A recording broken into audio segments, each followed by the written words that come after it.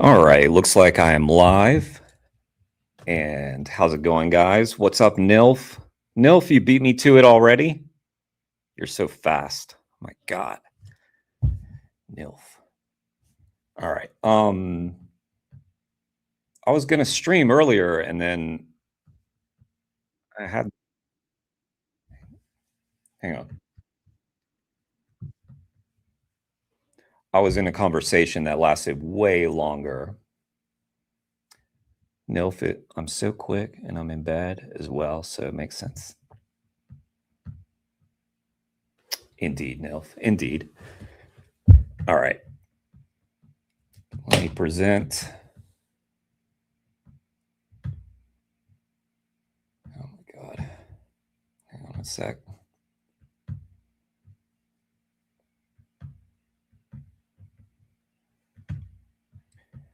Okay, I've got this one pulled up here.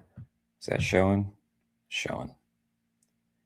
This is a dual stream, by the way. So there's a vertical and a horizontal landscape, portrait.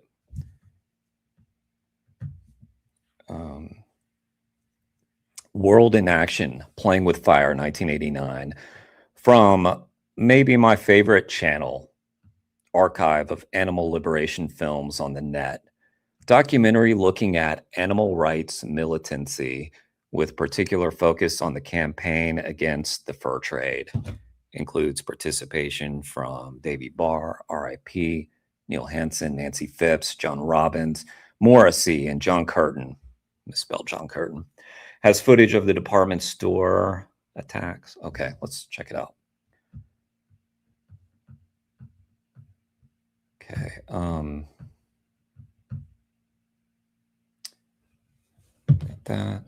Got that. What's up, Jason? Nice to see you.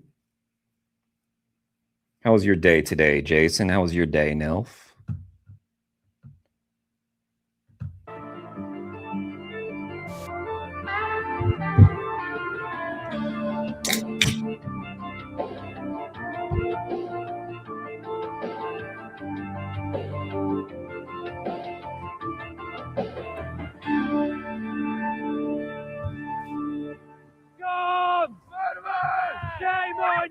It was good, Jason. It was a productive day. Got a cool interview done. Hopefully, you guys will see that tomorrow or the next day. Probably not tomorrow, maybe the next day. With someone I really like. So that was cool. We had a nice conversation. My name is Neil Hansen, and I've served a 4-month prison sentence for my beliefs in animal rights. What they do not appear to be able to obtain by argument with our industry, or for that matter, other industries, they are trying to obtain by sheer methods which are nothing short of terrorism. My name is David Barr. I went to prison for 3 years for animal rights activities. I planted an incendiary device in our flood department. You the white coat, you're a murderer! Murderers! The people who are doing that have lost the main principle of animal rights, and that is to avoid suffering, cruelty, and death. They're risking it, and that's not animal rights at all.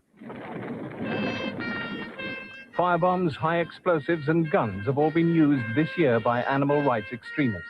Tonight, World in Action investigates the growing violence of the Animal Liberation Front. And lot number 13, carry on with these, carry on here at 23 then. 23 on these two is bid on 50, 22, 53, 50, 23, 50 now. 23, no, 3 is there, 23 is there, 23 and going. And lot number 18, carry on. A fur auction at the Hudson's Bay Fur Company in London. They've been here for 300 years and made London the centre of the international fur trade. But now the Hudson's Bay Fur Company is pulling out of Britain. Oh, what a shame. Aren't they, Tess? I agree. Yeah, it's sad to see that we're still talking about the same stuff. But hey, at least the fur industry is on its knees. 2050 now, 2050 the bid, all done at 2050.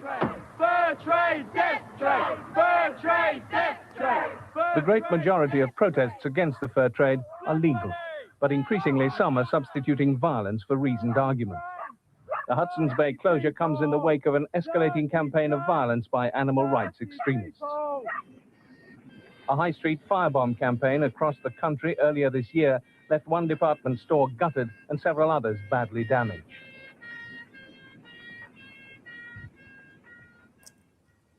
Tonight, World in Action reveals the full extent of the devastation caused by a bizarre and increasingly violent underground movement, the self-styled Animal Liberation Front. World in Action was invited by an anonymous caller to... The Animal Liberation Front wasn't violent. They rejected violence. This guy is talking about inanimate objects. ALF was fighting against violence towards animals, living beings. This interviewer views violence against inanimate objects to be violence, which obviously is not violence. Interview these four disguised men who claim to be Animal Liberation Front activists responsible for this year's campaign. I guess that's not true. I guess, you know, if I took this pen here and I did that, I guess I was violent towards that pen, but nobody cares. Refused a challenge to identify themselves, and an interview was recorded. The Independent Broadcasting Authority considered that the recording might be in breach of the Broadcasting Act relating to incitement to crime. Given this restriction, an actor reads their responses to our questions. We're a small cell of the Animal Liberation Front. The Animal Liberation Front is a national organisation which carries out illegal acts to rescue animals and to cause financial hardship to those who abuse animals. Why don't you take off your balaclavas? Wouldn't that be the ultimate act of courage and...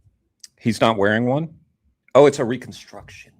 Bravery? No, because I can't. I can rescue animals while I'm doing 5 years in prison, which is what would happen. I prefer to take off my balaclava. I prefer to expose myself as an average person on the street and look you in the eye and speak to you like. I don't really want to threaten in this outfit, but I'm forced to take these measures because if I expose my identity, the corrupt legal system would imprison me for my views. Nobody's forcing you to plant firebombs in stores, though, are they? They are. The people that abuse animals are. We're forced to take those measures in order to stop animals being abused the way they are. Now, McDonald's has become caught up in the ALF's escalating campaign of violence. 4 of its restaurants have been firebombed this year. Their crime, in the eyes of the extremists, selling meat. Over the last few years, we've almost, up to this point, decimated the fur trade. It'll be gone in a few years' time in this country. Big businesses like the meat industry will follow. Vivisection will certainly topple. Blood sports are going to go. But ultimately, you're undemocratic and you're prepared to break the law. Isn't that the case? There is no democracy as far as animals are concerned. It doesn't exist. Animals don't come into the democracy. But the fact is, every other political movement, if it seeks to gain support, if it's a mature political movement, will do so through ordinary, law-abiding methods. You seem to reject that. Isn't that a very extreme, even fascist kind of behavior? It doesn't work. Fascist behavior. Fascist behavior trying to save animals. Suggesting that saving animals is fascistic behavior. It's just a very strange viewpoint. Hang on a sec. Did they say who made this? Didn't say in the description. We can't operate within the law because the law doesn't work for animals.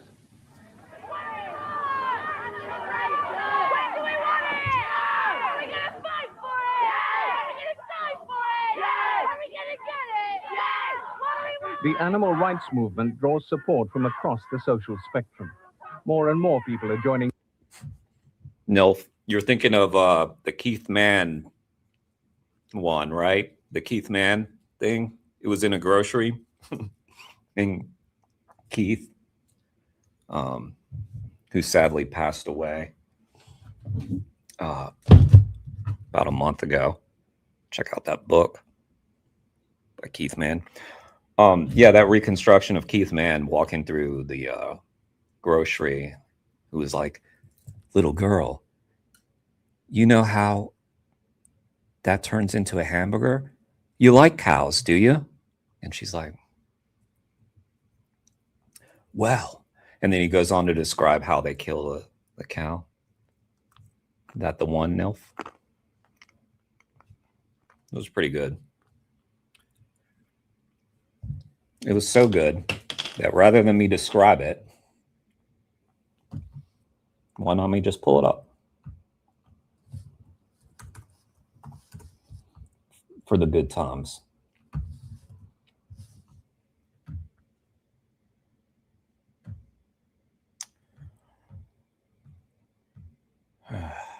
Man.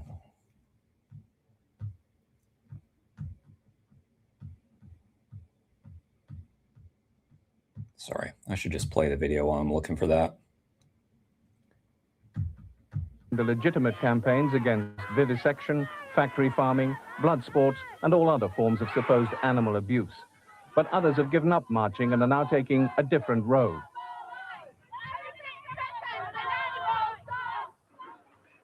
These are the so-called activists. To some, they're a group of harmless, if misled, animal lovers. To others, they're a growing menace. In the last 10 years, the Animal Liberation Front has caused more than £25 million worth of damage and had more than 130 supporters jailed. A survey carried out this summer revealed that 1 in 5 of Britain's young people now claim to support the ALF's extreme methods. That's awesome. All right, here's the video. Expert witness, Keith Mann.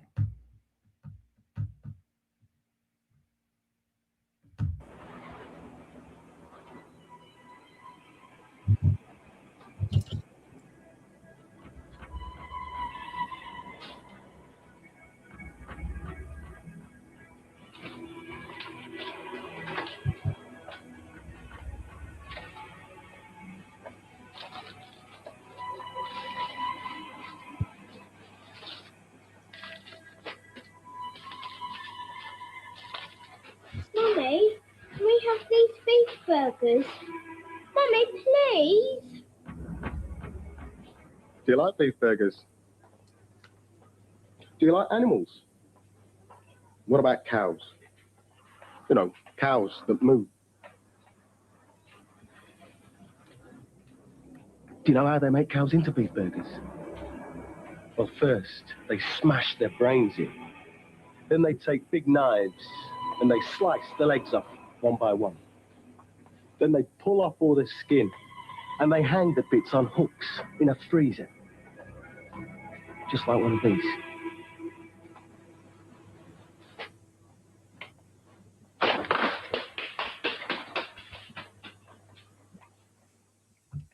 Gotta watch the next scene too.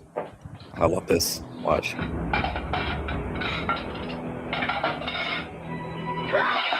No, Mum, it's me. It's me, don't worry. Keith?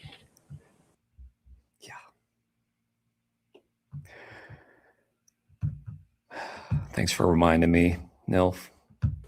Officially, the ALF does not exist. It's run by...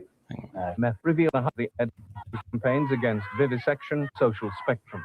More and more people are joining the legitimate campaigns against vivisection, factory farming, blood sports, and all other forms of supposed animal abuse.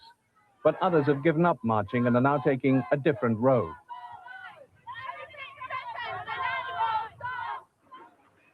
These are the so-called activists. To some, He was getting bomb materials. That's right. they're a group of harmless, if And if you didn't watch the whole thing, you might not have picked up on that. But you had to really pay attention in that documentary. misled animal lovers. To others, they're a growing menace. In the last 10 years, the Animal Liberation Front has caused more than £25 million worth of damage and had more than 130 supporters jailed. A survey carried out this summer revealed that 1 in 5 of Britain's young people now claim to support the ALF's extreme methods. Officially, the ALF does not exist. It's run by close-knit cells. They don't look to anybody for any orders, and everything's done from their own close-knit community. If you've got, say, 2 or 3 cells in one city and all kept separate, one cell doesn't know another cell, then obviously it's going to be a lot more secure. And the only way it can be busted is for somebody to actually get caught or one of the cell members to turn and inform to the police.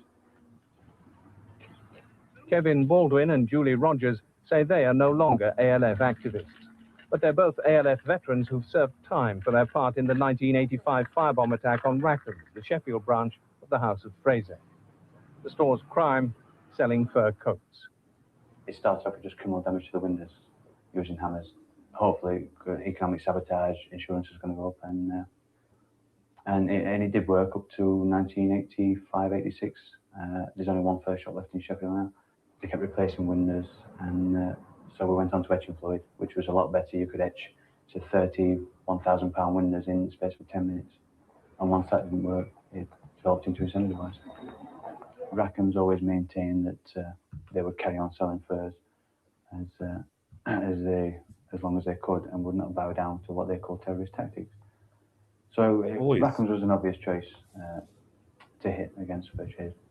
How would you feel if somebody had been hurt or even killed as a result of that fire? The only fire there was a small fire which was contained to a settee. It was smoke damage that caused all the damage to the stock. I would not take part in any action that was going to harm any life, human or animal. The authorities... Wait a second, but that runs counter to what they said at the beginning of the documentary, that you guys are increasingly violent. But he just said that he wouldn't take part in any violence. Had a different opinion. After a massive police operation in Sheffield, Kevin Baldwin and the rest of his ALF cell were rounded up.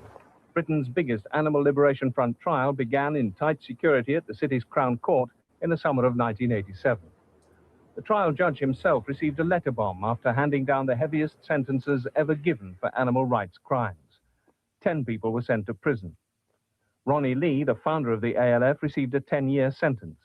The police believed they'd put the ALF out of business for good. I think the number of incendiary device attacks on department stores and other establishments since the What up, trial Spooky? has proved that the ALF is now stronger than it ever has been. It's done more damage in the last couple of years than it has its existence. It's formed 20 years or more ago.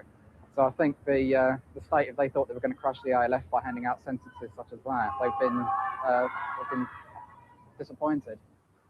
To be honest, I found it better in those days when I could debate the likes of Ronnie Lee in public, things like that, and we could discuss what the hell was happening. Now that it's been forced by overreaction with the authorities, it's been forced totally underground. And whereas people would take the risk of being arrested and go to jail for a year or two by breaking into laboratories, removing information, or removing animals, now it could be 10 years for that. It's easier and safer for them to burn and run, and that's what they're doing. The roots of the Animal Liberation Front lie here in Hunt sabotage. For many dedicated activists, being a saboteur gives the first taste of lawbreaking.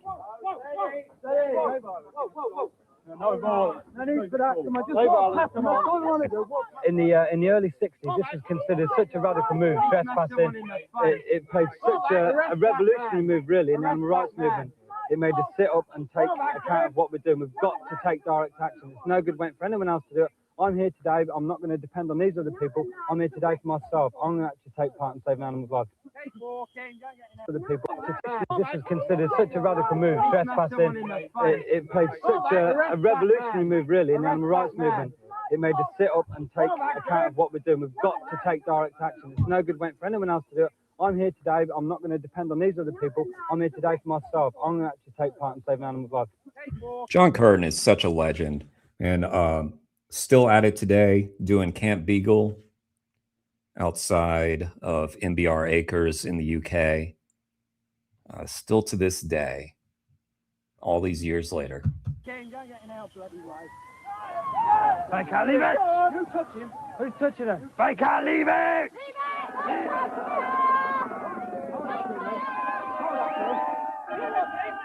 John Curtin says he's a former Animal Liberation Front activist.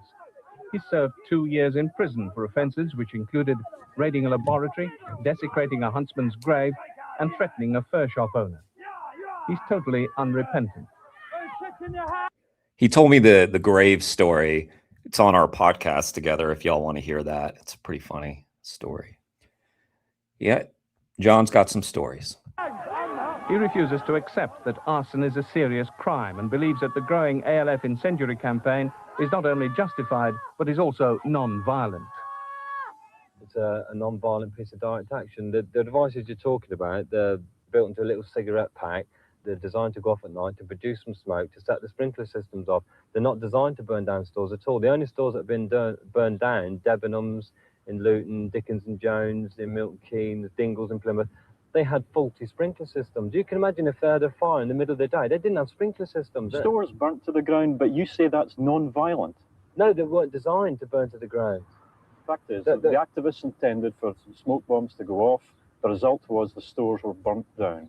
Now that could have ended the loss of life. But that wasn't planned. You'd presume that a place like a company like House of Fraser, the House of Fraser, you would have to presume really that they have a safe sprinkler system, wouldn't you? What? How can you it's a presume crime that? that What up, Satan? Haven't. Hail Satan. I don't think it's shut down, but I know they're dealing with that new law where they classified vivisection as national infrastructure in the UK. And I do believe that there were some arrests already just the other day. So, yeah, I should look that up while we're talking about it. But I don't know. The belief that it's right to plant incendiaries as long as people are not harmed is fundamental to the ALF. In an attack at Christmas, firebombs were placed in 8 stores around the country. 3 in London, in Howells of Cardiff, Manchester's Kendal Milne, Rackham's in Birmingham, Liverpool's Lewis's, and Dingles in Plymouth. The campaign caused millions of pounds worth of damage. Bombs were also sent through the post to a scientist and a Fur magazine. How do you possibly think that placing incendiaries in stores is going to win over public support? What about a mother bringing her children into a store where you placed an incendiary? Would she understand your cause? We don't intend to gain public support. That's not what the organisation's about. The political organisations work for public support. We work to cause hardship to those that are harming animals, to rescue animals from those people. Despite their losses, high street businesses don't want to publicly acknowledge how serious the campaign is. Neither do government departments, chemical companies, universities, or the police forces we've approached. Since Christmas, the House of Fraser have quietly closed all but one of their fur departments. But the management don't want to talk about it. They pulled out of an interview with us on police advice. So the first department has stopped? Yes, there's no more fur. So I'm looking at Camp Beagle's Instagram, and this is from a few days ago. Today, we witnessed the first 2 arrests under the new amendment of Section 7 of the Public Order Act. The new regulation classifies animal testing sites as key national infrastructure and criminalizes any form of interference with the sites. What a disgrace this is. MBR Acres is not key national infrastructure. It's just a vile puppy factory.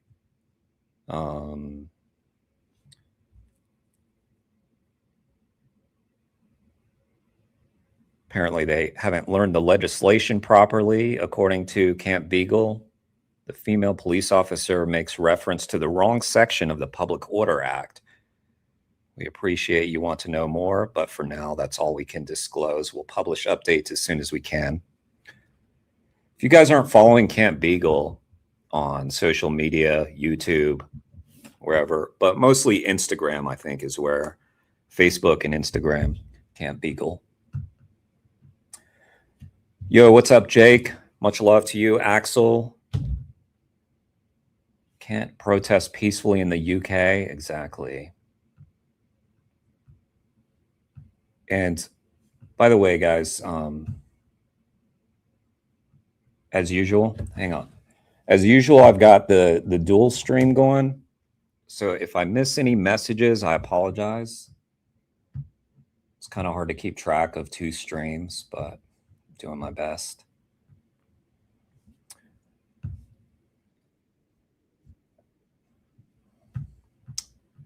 Jake, okay. Thank you, Jake, for the jewels. Appreciate that.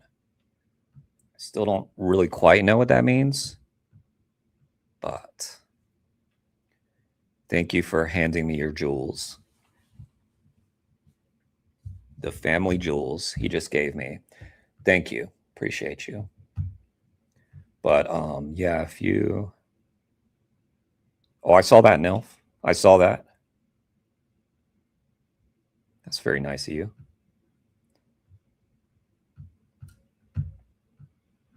Or real furs, only imitation furs. Looking cute, huh?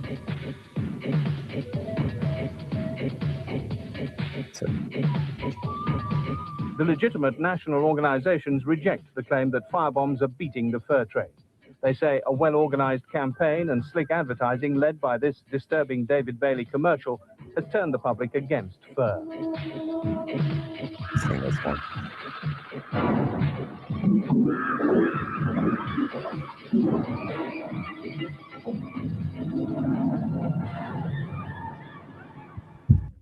I love that ad. I wish we would have more ads like that. It's like every year. I don't know if it's happened recently, but it used to happen pretty frequently where PETA would create a Super Bowl ad.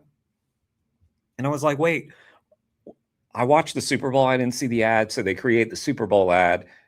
The Super Bowl rejects the ad, or the TV network rejects it, but people still get to talking about it. That'd be pretty cool though if they could get one. The fur industry is closed down simply because fur is no longer fashionable. People know that fur isn't fun. They know the cruelty involved. And it's, if you like, softer groups like ours who are putting out the leaflets and the literature and the groups that are getting the posters up in the cinema. I saw what you said, Neil. Okay, the Liberations have got a part to play. It's not as big as they'd like to make out. It is a part, but it's not as big as they make out. The public are against fur now because they know. Nilf, what did I tell you yesterday? Remember yesterday we were getting deep and you were there, right? When I was like, you know, don't hold back how you really feel, because we never know how much time we have, right, Nilf?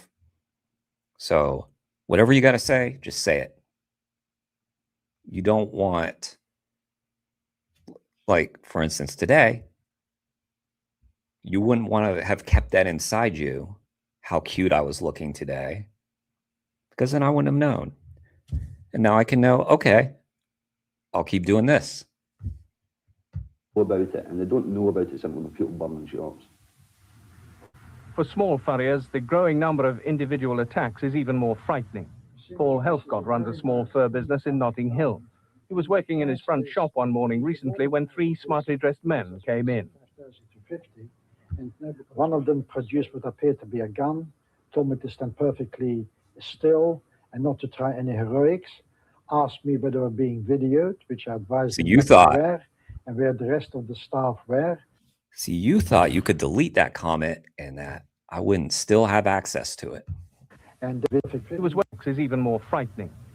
Hang on, I wasn't listening to this guy. Sorry. I got so distracted by Nilf's comment. The fur industry is closed down simply because fur is no longer fashionable. People know that fur isn't fun. They know the cruelty involved. And it's, if you like, softer groups like ours who are putting out the leaflets and the literature and the groups that are getting the posters up in the cinema adverts. What up, okay, the Felix? Liberations have got a part to play.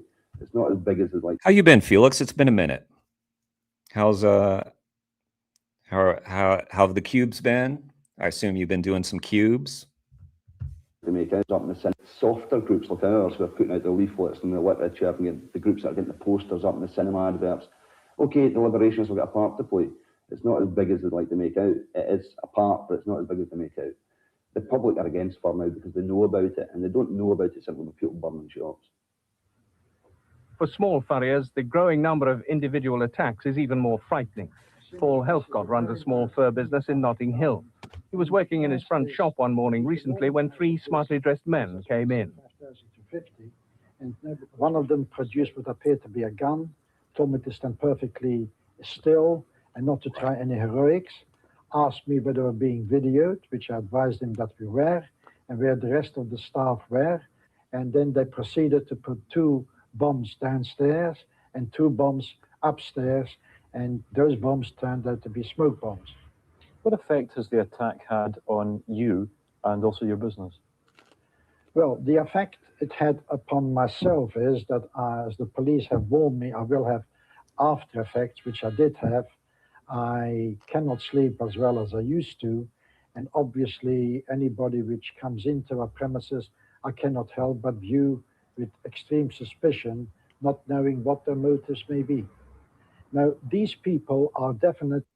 If I was running a fur shop and, you know, I was getting people coming through my door, I would have extreme suspicion that everybody coming into my door was a very violent person.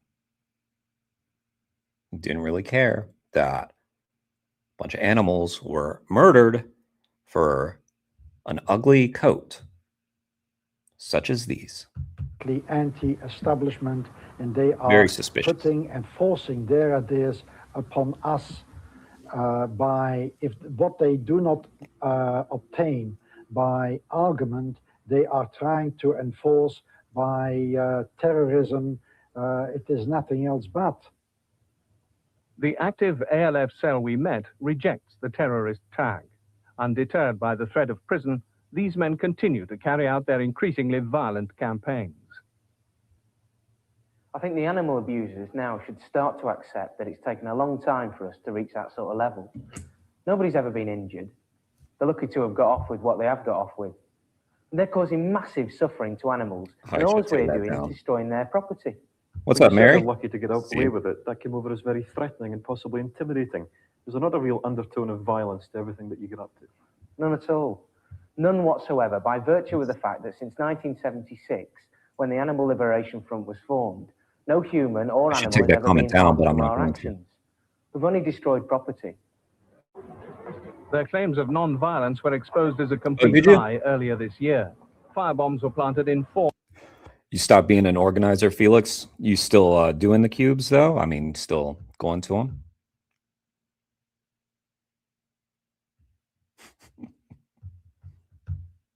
All right, Nilf. All right.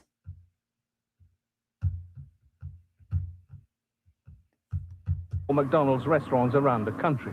They were all packed with customers at the time. This new wave of attacks was claimed by an Animal Liberation Front offshoot, the Animal Rights Militia. Is McDonald's a soft target because it's so open, so easy to... It is nowadays because of the increasing security on vivisection labs and fur farms. Vivisection labs were probably the prime targets at one bit, but more security has been pushed into all labs because of the more arrests of activists getting into labs. The ALF has had to change its tactics and go after softer targets. So McDonald's probably is an easier target. Yeah. A well-coordinated attack on 2 animal research laboratories near Edinburgh earlier this year showed the ALF had become much more professional. Using new homemade devices, 1 lab was burnt to the ground and a fireman suffered permanent liver damage. No one has yet been caught. That would have been planned to absolutely totally minimise any risk to human beings, to firemen. Firemen, their instructions are to not risk their lives when it comes to protecting property. No lives are at risk, protecting property. But I think they had some information that there might have been some security guards on site. And there wasn't, because it would have been planned in such a way that there were no people anywhere near. And that's the Animal Liberation Front, non-violent direct action. Well, I would like them to join my men and make that statement. I'd like them to meet the men that fought the fire at Bush. I'd like them to meet the men that fought the fire at Roslin. We have an entirely different opinion. We think they're idiots, and the idiots that are out to get and hurt people. They say that they're not there to hurt anybody, they're only there to help animals. Well, I'm not an animal, and I don't need them to help me in that kind of way. No. You are an animal. A human is an animal, so you're an animal. And if you are suffering and in pain and enslaved, they'd probably be trying to help you too. I need them to put the firefighter at risk. As a hard enough job, he's got a 1 in 10 chance of anything else, Nil? firefighting career. And all that they have done is increase that, and in fact, they took out 4 of our firefighters in 1 morning. That, I think, is the highest loss we've ever had at any fire. A fireman dies, our cause dies, and there's no doubt about it. Nilf, come on now. Share how you feel. Come on. The day after I condemned the incidents in Edinburgh, there was a phone call received by my office manager here, and he was told that if I didn't shut my mouth, our office would be next to be torched. I mean, if that's... I'm not going to put that on the screen, but that's just so you know that I care about you, Nilf. Animal rights people, then what the hell are they? Scientists like Professor Ted Evans, who experiment on animals, have been the targets of some of the most dangerous attacks. He's searching for a cure for deafness. One morning, Professor Evans opened his front door to find a bomb on the step. Now, every day, he... Really, it looked to me like he was torturing a cat. Which, I mean, if anybody out there tortured a cat, can you imagine, like out and about, not inside of their closed laboratory, hidden away? If someone was just caught torturing a cat, can you imagine the vitriol that person would face? Violent vitriol. checks to make sure no devices have been planted under his car. The individual who deposited it either delivered it late or didn't set it off at the proper time, and it would have gone off at 3 o'clock in the afternoon. Right. It would have blown the door in and caused a lot of fire damage. Putting a bomb on a doorstep when they know that a paper boy is going to be putting something through the letterbox and the postman likewise, that I just cannot understand that mentality at all. I cannot understand your mentality sticking things into the head of a cat. Can't understand that. But you do it. But it's typical of all terrorists. But it's typical of all vivisectors. Cowards, and they don't care a fig for innocent life. What was that?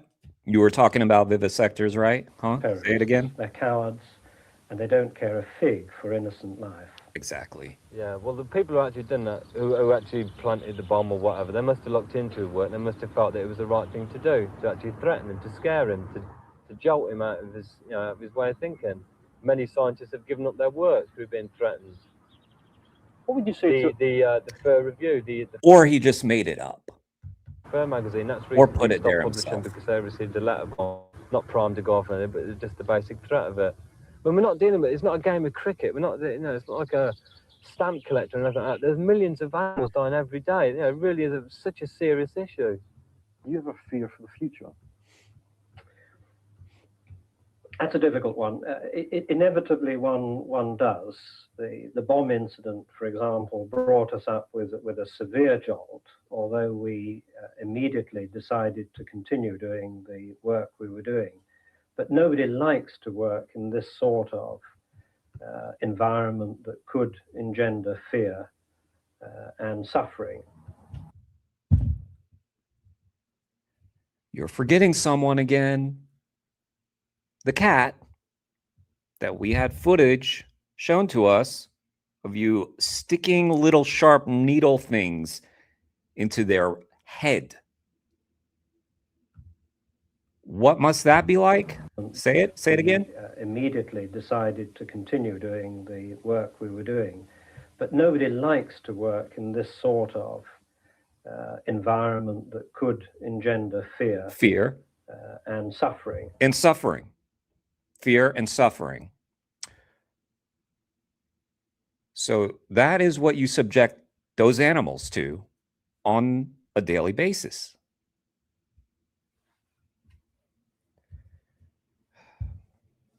It's exhausting dealing with this mental disease. Real suffering was narrowly avoided earlier this year at Bristol University when the activists used high explosives for the first time. An entire floor of the university Senate House was destroyed and £100,000 worth of damage was caused. Terrorism must be fought and pushed back wherever it shows up, whether it's bombs in jets or bombs in universities or people shot. Or people cutting animals open. How about that? They're getting into cars, wherever it was caused. Terrorism must be fought and pushed back wherever it... Terrorism must be fought and pushed back wherever. That's what he just said. So you just made the case for the ALF. Shows up, whether it's bombs in jets or bombs in universities or people shot. Or harmed animals. So they're getting into cars. After Bristol, the ALF warned that they were now prepared to kill for their cause. Wait, sorry, what? ALF warned Universities or people shot as they're getting into cars. After Bristol, the ALF warned that they were now prepared to kill for their No, they didn't. cause. No, they didn't. That's not the ALF. You're talking about a different group. The current bombing campaign has triggered the biggest ever ALF police hunt. Throughout the animal rights movement, mail is being opened, phone calls are intercepted, and people are being followed. Every police force now monitors animal rights groups, and intelligence is collated in Scotland Yard by a newly formed department, the Animal Rights National Index. These ARNI documents give detailed background information on 3 suspected leading activists: David Callender, Serena Rowlands, and Kevin Lee. They also warn of a possible takeover of the large mainstream animal rights groups by extremists. Until 2 years ago, the Animal Liberation Front was high profile. Their press officers distributed videos of their law-breaking activities. They even formed a 3,000-strong ALF supporters group, supposedly separate from the activists themselves. The police launched attacks on the press officers of the supporters group, seizing as much literature as they could in the hope that they would close the supporters group down, which in turn, they thought people would start thinking that the ALF had been closed down by the reference trial.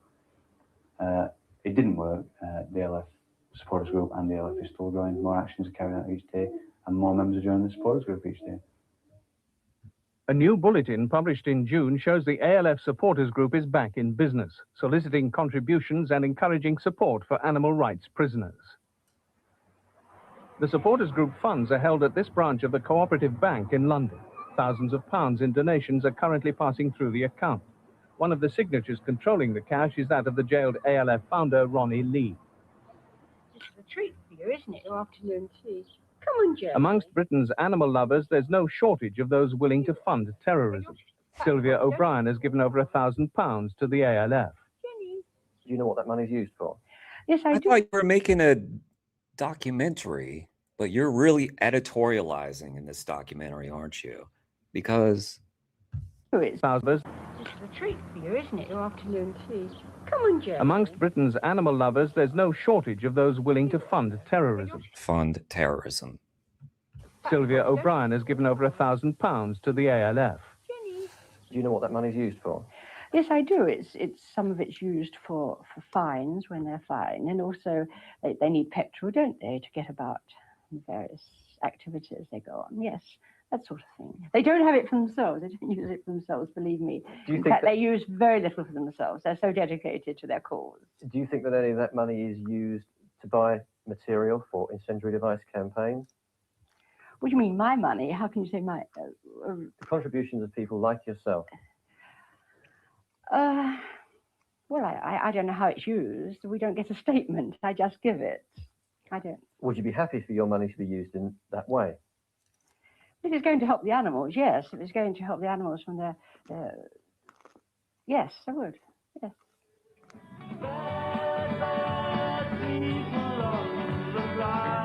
How many people would have shied away? This recent rock video shows a laboratory raid. Sympathy for ALF violence is growing throughout today's youth culture, and Morrissey is one of Britain's most influential rock stars. Do you think that your video was endorsing law breaking? Well, hold up. I like the lighting on this. I should start doing podcasts with this kind of lighting, with the dark on one side, just one light. I can turn this light off. If there wasn't a law against it, it wouldn't be law breaking. Hang on, let's see if this works.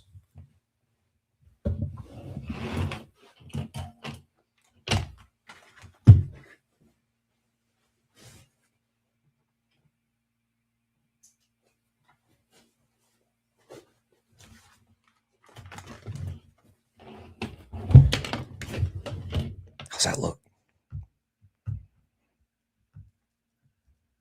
No, hang on. No, other way. Other way. No, it's not. It's not good. It's not the same.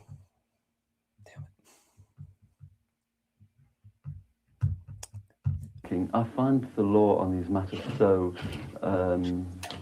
so fascist and silly that I can't really take it seriously anyway. So to me, it's not like breaking the law.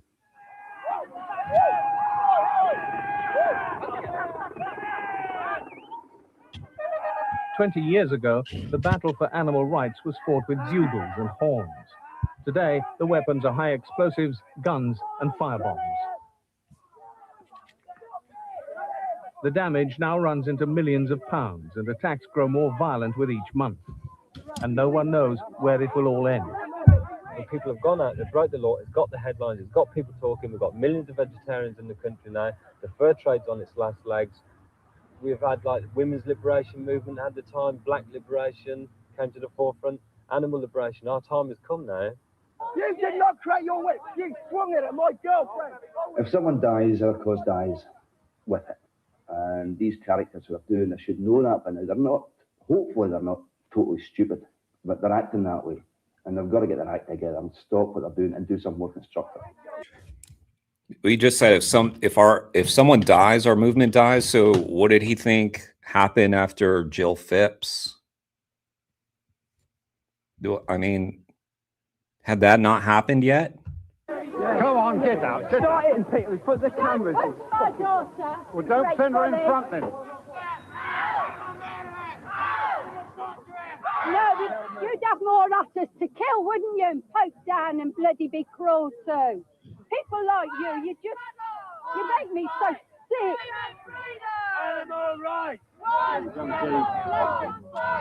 Shame on you. All right. Well, there's that one.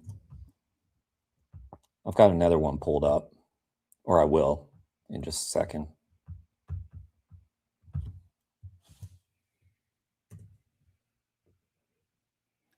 Yeah, Morrissey always did, didn't he? I never really got into him. I should revisit it just out of respect. All right.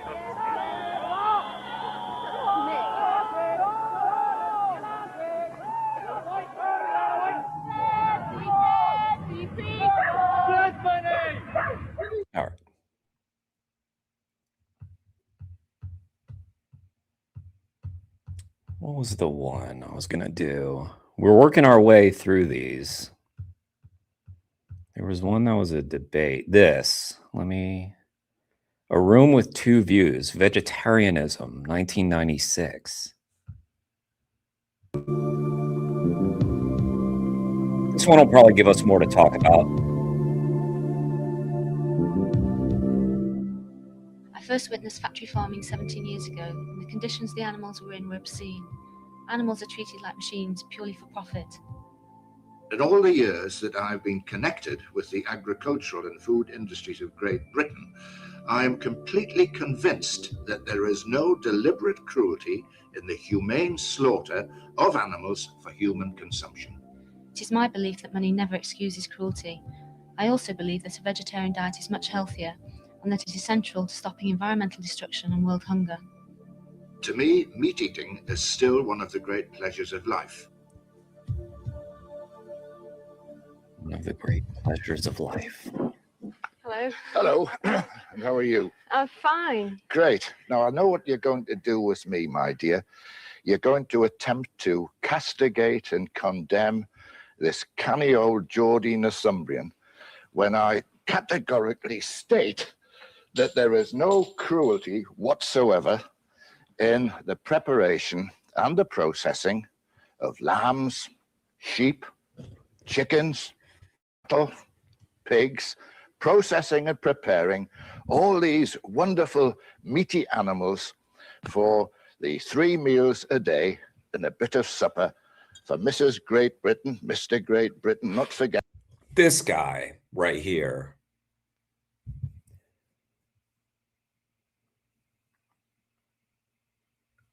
This guy makes me think of an old movie where there's like magic taking place and he is the wizard or something. or he's running some weird lab, or he's Willy Wonka, or I don't know. He is a character, this guy. Getting the burns. Absolutely wonderful food, providing the essential nutrients we need for. How does he make the claim that there's no cruelty involved, like with a straight face? How does that even work? All she has to do is ask you a few examples of things that regularly happen to animals and ask you if that's cruel or not. Now, cruel could be subjective, but I think we can pretty well establish what's cruel to a human could also be cruel to an animal, you know, not really much difference. So this is a pretty easy one for her. This should be a layup. Healthy life and living. I think that most people in Britain, or certainly many more people in Britain today, are aware that there's an awful lot of cruelty in modern agricultural methods. Not really, my dear, I'll really. just give you an example of things that I've seen for myself. Yes. I first went vegetarian many years ago now. In fact, I was only 15 at the time. Rather young to make a definite decision, was it? Yeah, not? it Yes. was.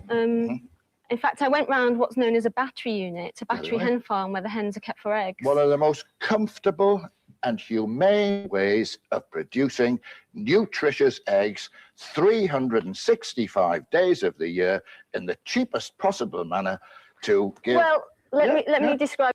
Okay, so this guy's not going to be a serious person to talk to, but let's continue. What I saw, and people can decide for themselves whether they think it's comfortable or not.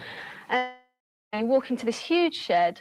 It's got no natural lighting at all. The stench of the place is the first thing that hits you. And I had a headache within seconds because of all the droppings from the hens, which are not cleaned out, and setting at all. The stench of the place is the first thing that hits you. And I had a headache within seconds because of all the droppings. What does he mean never? What does that mean?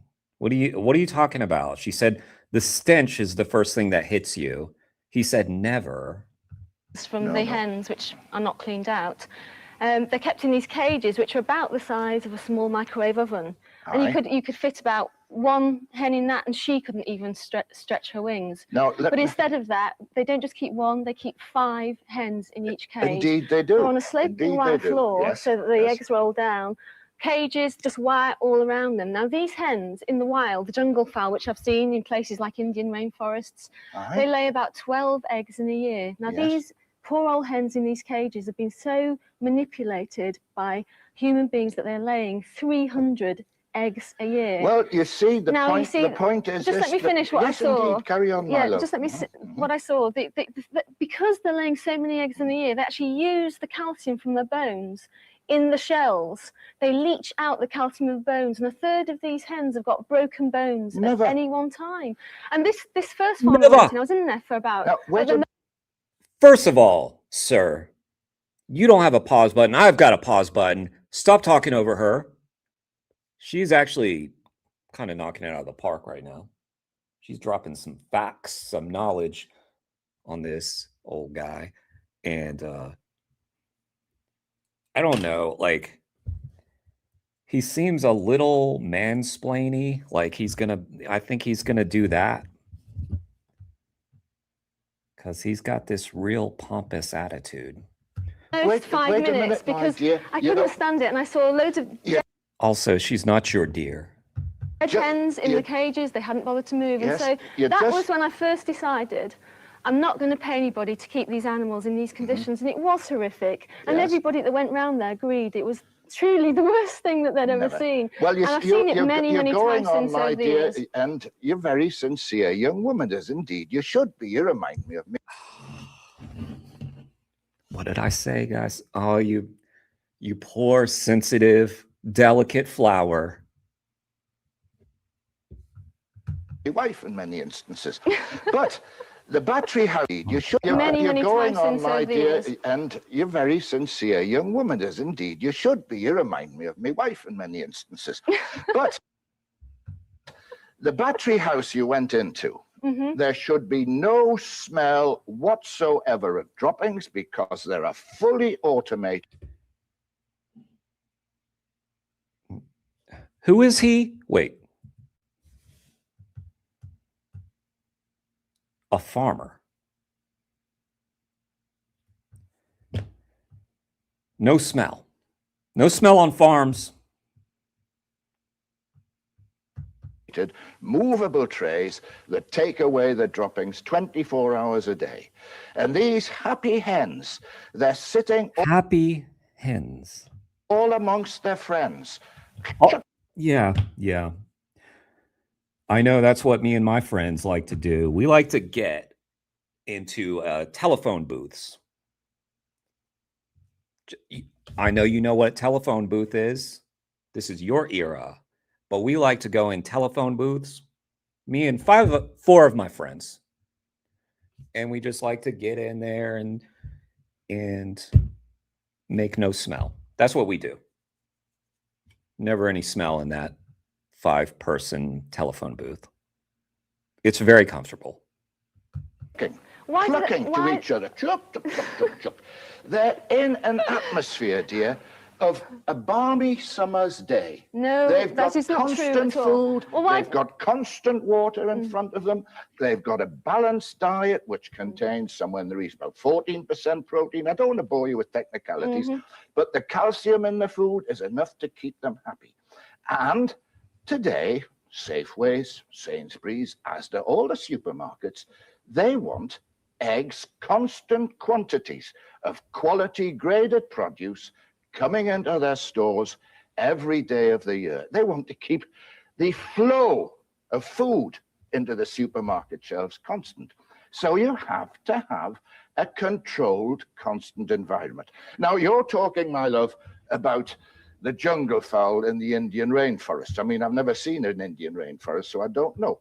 But I live up in North Northumberland, lovely little village called Sea Houses. I used to keep free-range hens. I used to keep Welsummers, Barney Veldes, White Wyandottes, Rhode Island Reds. And you know what happened come the end of September, right until the end of March? The wind was sweeping in from the North Sea. I'm sorry, I wasn't listening to him. I was looking at y'all's comments. What's up, Alicia? Nice to see you. Talking Let me hear this. women, and there is about 14% up. There Guys, my dear is about to start speaking. I need to listen to my lovely here. in an atmosphere, dear, of a balmy summer's day. No, they've that got is not true constant at all.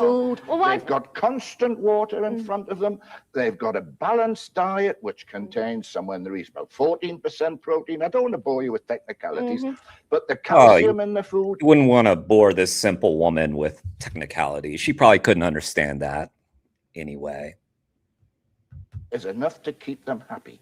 And today, Safeways, Sainsbury's, Asda, all the supermarkets, they want eggs, constant quantities of quality graded produce coming into their stores every Got day that of the right. year. They want to keep the flow of food into the supermarket shelves constant.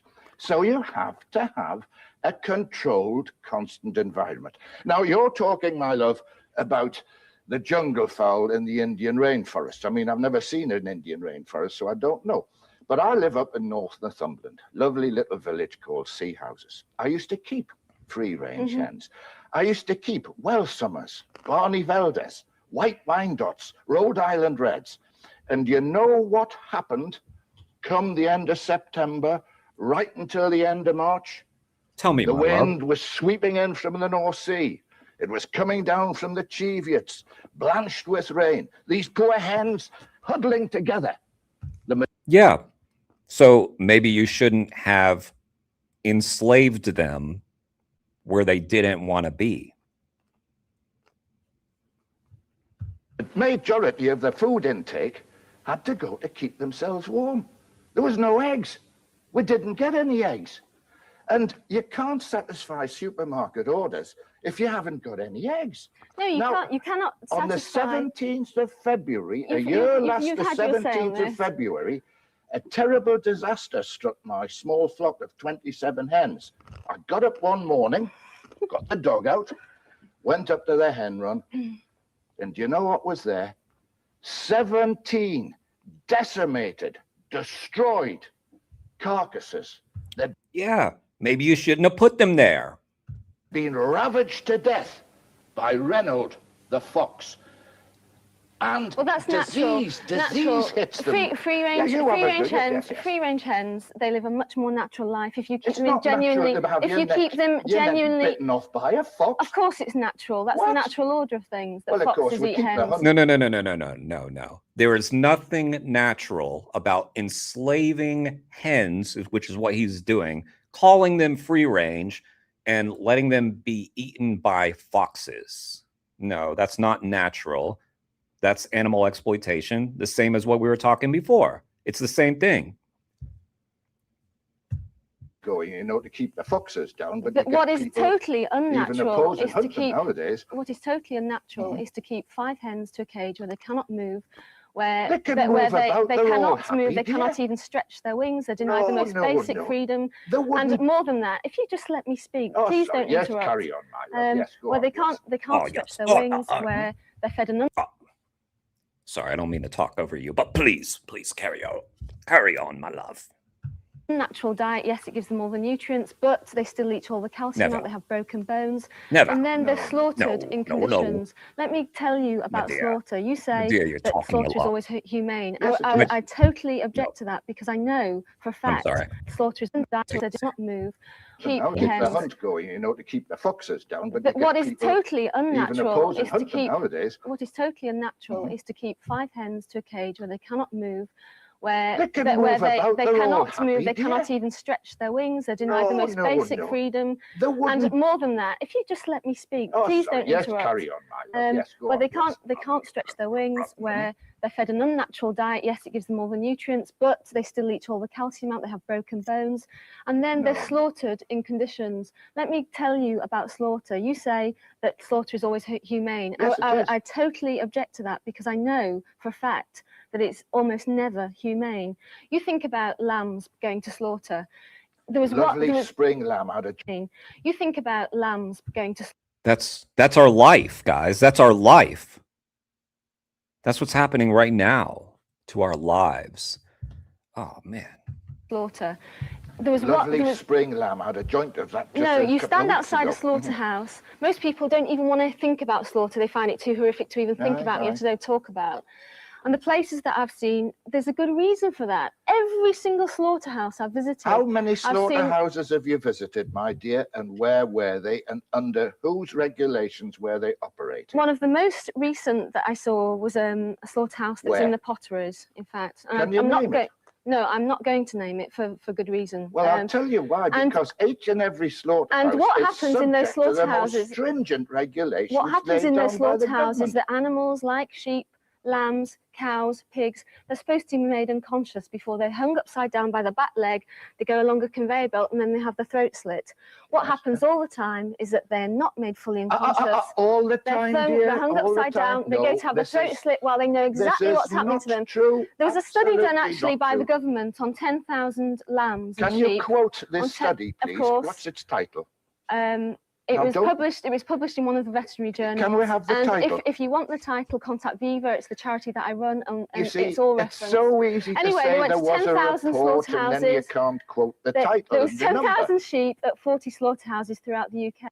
Well, she's actually talking about studies now, which you have not done. You've just made these weird claims that there's nothing cruel that happens in slaughterhouses or battery cages. Battery cages. That's what he's defending. Most people don't even bother. They don't try. They don't try to defend that.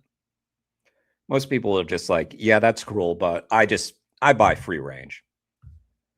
The Never. reason that they were looking at this is because Yes. they wanted to find out whether sheep indeed were unconscious when they had the throat slit. And they are. And they found that almost in every single case, they were not. There's a reason for this. Sheep, they put like tongs on either side of the head. They're supposed to put an electric shock through the brain. What the slaughterman does, they do not. I'm sorry. That was a good one, Nilf. Was that you?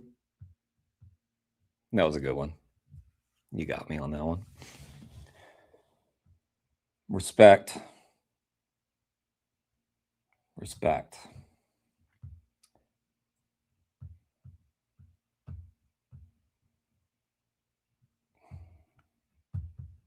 But I'm trying to focus, Nilf. Okay, come on now.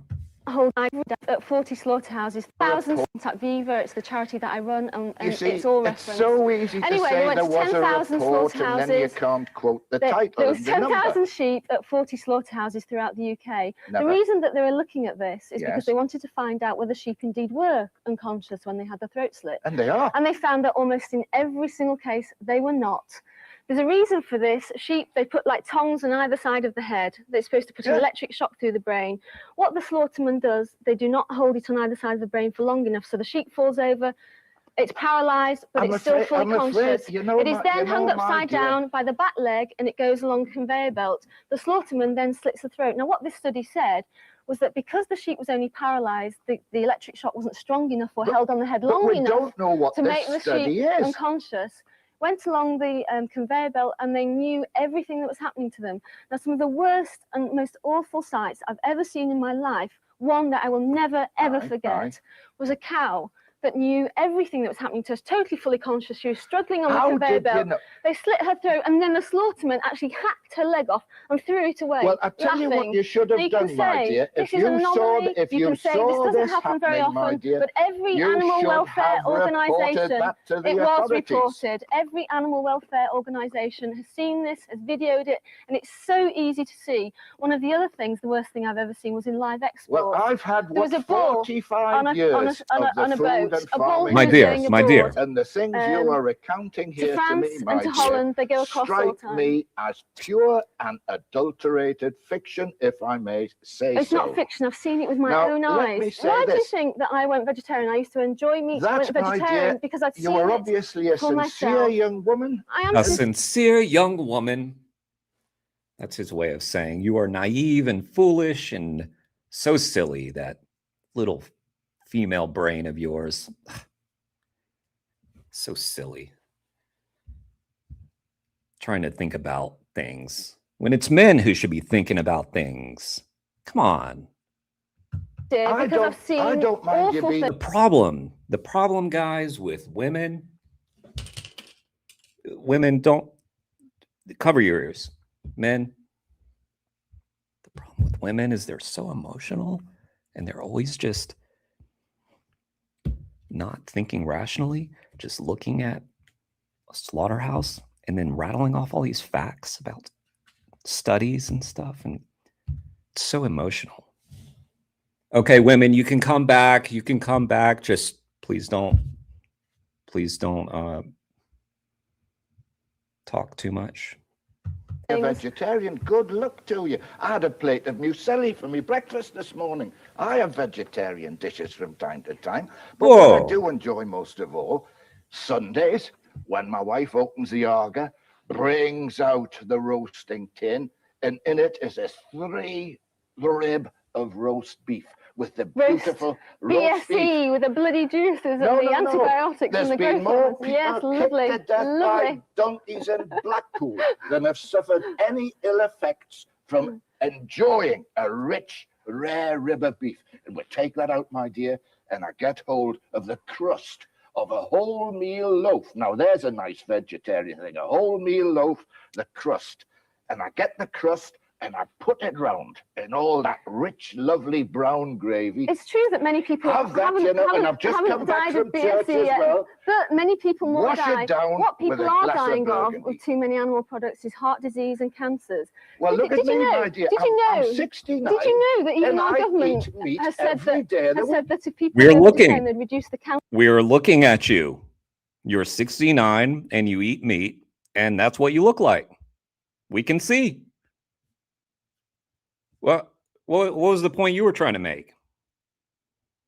So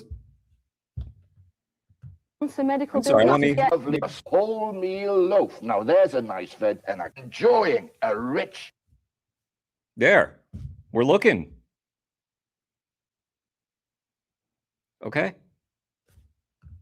Rare There. We're looking again.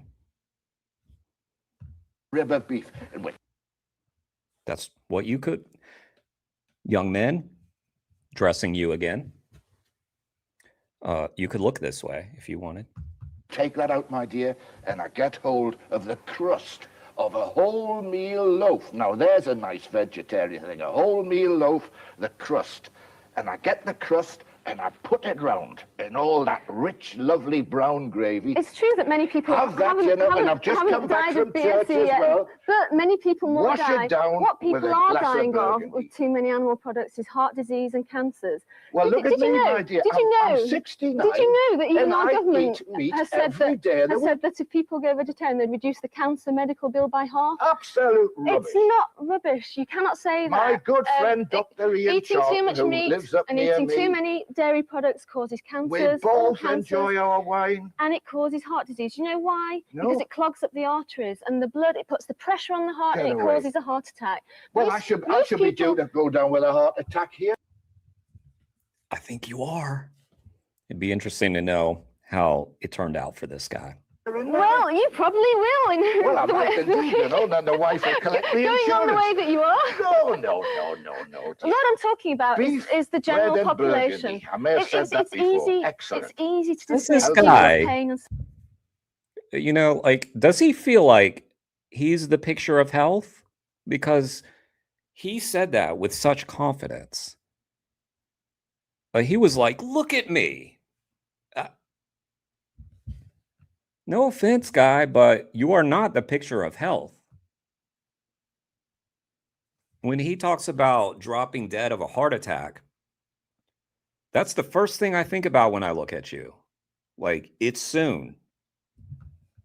suffering. But if you know someone with No, heart I'm not. disease, they go up the stairs, they can't breathe, they don't Oh, feel aye. fit. And most people actually have it within the power, Aye. within their own hands, to diminish that suffering. If you eat a diet that's high in things like fresh fruit and fresh veg and all the other wonderful But you vegetarian can eat products, that as well, dear. hang on, you I've can just consumed half a bowl of hang fruit in the on, dressing hang room on. here. You can reduce. Wonderful. You can Plums, stop strawberries. the clogging of your arteries. You can reduce that pain.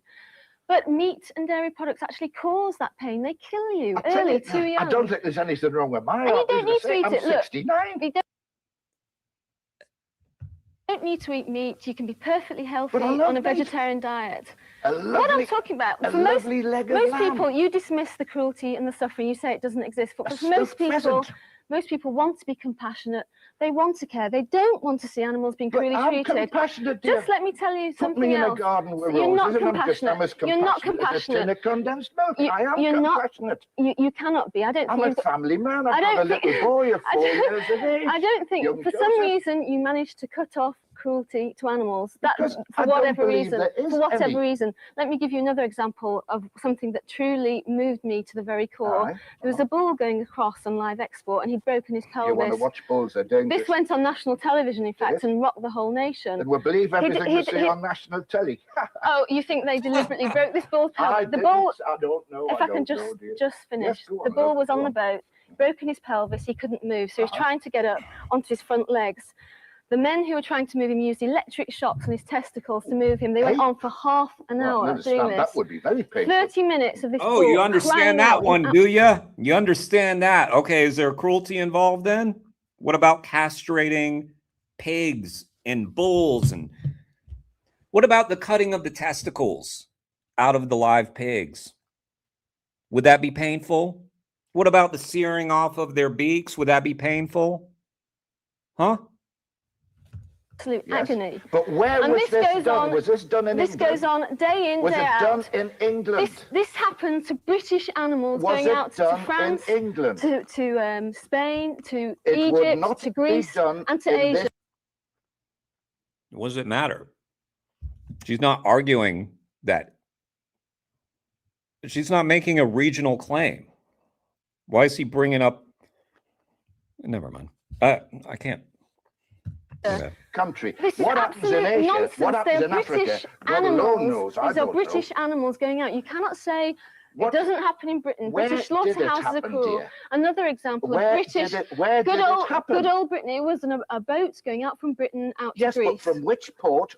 What date? It's Who was irrelevant. responsible? It's not irrelevant. because It was a British animal. I can it was make a any British sort animal. of blanket statement. If you want And to you If I have. say I've broken a bull's leg, I've got to say what sort of bullet pelvis. was, where that bull's leg was broken, and why, and how it was broken. And this just would not happen in this country. Oh, this is not.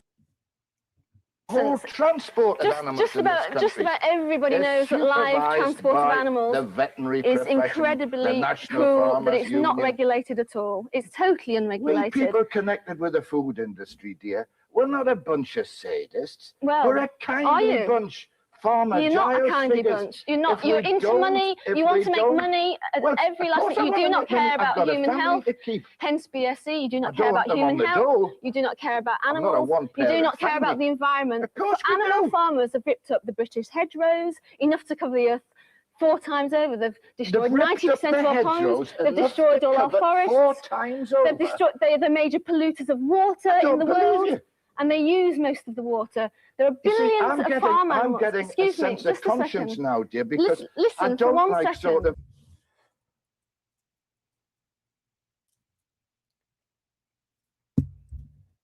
There should have been a moderator for this discussion.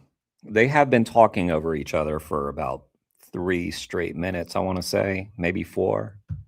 Putting the truth to you I like don't want this. a Conscience second. now. They use most of the water. There are You see, billions of farm animals. I'm getting Excuse a me, sense just of a conscience second. now, dear, because Listen I for don't 1 like sort second. of putting the truth to you I like don't want this. to talk over I'd you, like to but- sort of convert you, open your eyes to see the realities of the food production. That's the food problem. My process. eyes have been open. Oh, dear me, They but have you've been seen opened. some false prophets in this business. You honestly have. I'll tell you what we do when we finish this program. I'll take you out and let's have a nice rump steak apiece or 2 or 3 pork chops with some roast potatoes. And all right, we'll have some green beans, some spinach and spaghetti. Like at this point, like the way she's reacting is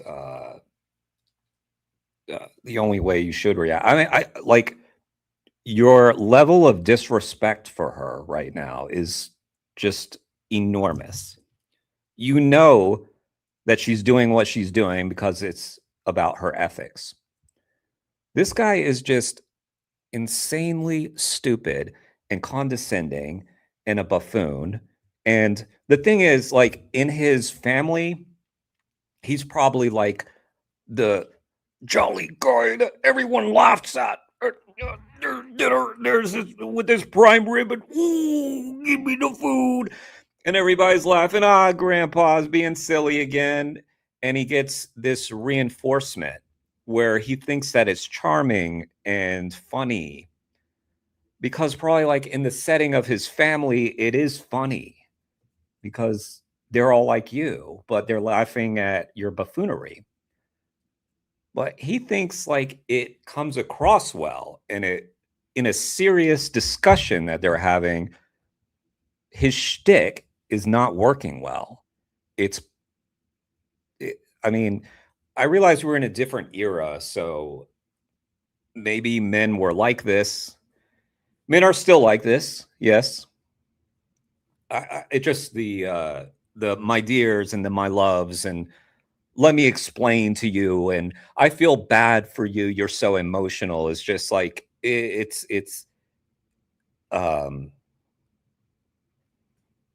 I don't know how to say it. It's at the maximum level. Beyond its peak. It's beyond peak. It's too high. It's too high. And we'll wash it down. Like your cholesterol. Good bottle of Beaujolais. Eating meat, Cote it d'Aron. destroys the environment en masse. It's cruel How to does it animals. destroy the animals? It's cruel to animals and it they destroys void health. manure, and there Whatever we you get the say, natural you are manure just to in put it back. for If the there money. wasn't any animals, there wouldn't And- be any natural manure. And you can't don't have care. it both ways. You don't care about the welfare of those animals because if you did, course I you do. would make less money out of them. Not That's at all all. it comes You've down to at the end of the gotta day.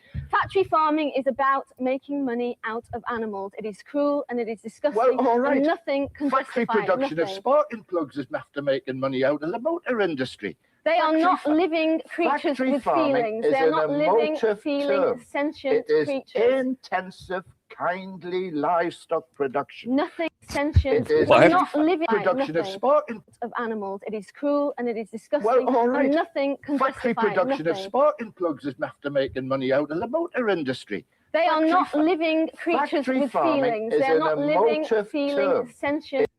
Factory farming is an emotive term. So let's hear, hang on, let's hear what he suggests in place of factory farming. It is intensive, kindly livestock production. Nothing.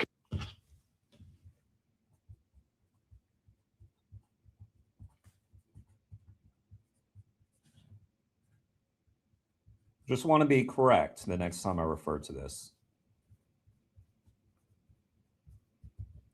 Intensive, kindly livestock production. Just a little word of advice to this guy. The word intensive does not sound better. The word intensive screams to me something very wrong. Intensive production, intensive, that's the word you're going to go with. Now, kindly, I mean, you're a joke, but intensive, kindly livestock production. So no more factory farming, guys. Erase that from your lexicon, and in place of that, intensive, kindly livestock production, or IKLP. IKLP. IKLP. It's kind about caging animals and not allowing them any freedom. Compassion, my dear. No compassion. Compassion in farming. It's institutionalized cruelty with no compassion I'm at all. sorry, dear. I cannot really agree with you on that one. I can't really. It isn't. The farmer is possibly the last bastion of kindly compassion towards livestock that we have in this country. The farmers show no compassion to livestock. The British farmer is the... Oh, wait. The farmer can't really. It isn't. The farmer is possibly the last bastion of kindly compassion towards livestock. Just got to break this down too. The farmer is the last bastion of, say it again, something kindly compassion. Of kindly compassion is possibly the last bastion of kindly compassion towards livestock. Who else is dealing with livestock, you moron? Like, who else?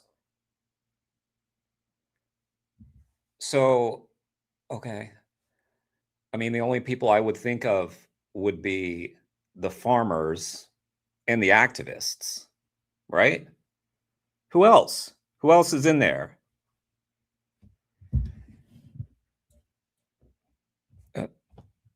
All right.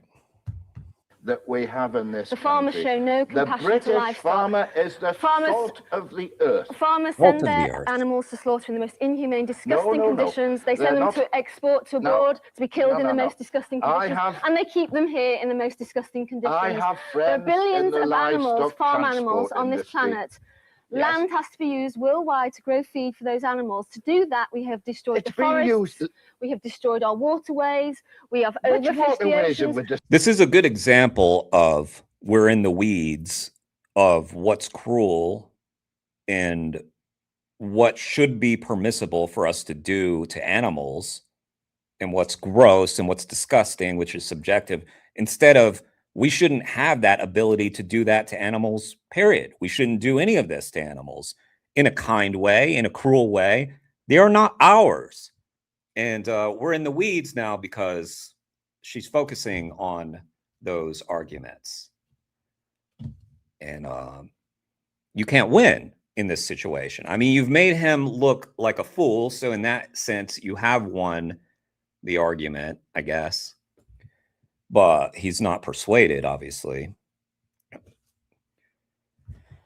Half of the world's oceans, excuse me, half of the world's oceans are on the point of environmental collapse because they've been overfished. I live on this ocean. I agree with almost 100% of what she's saying, but she's not making the point that we shouldn't be doing any of this. Shores of the North Sea. It's sea houses. There's no sign of the North Sea. In the North Sea, mackerel cannot even be fished anymore. My boat's floating in it while I'm away from it. So overfished, there are none left in the North Sea. Mackerel's a dirty fish to eat anyhow. Cod is going to be extinct within 5 years because we have overfished them.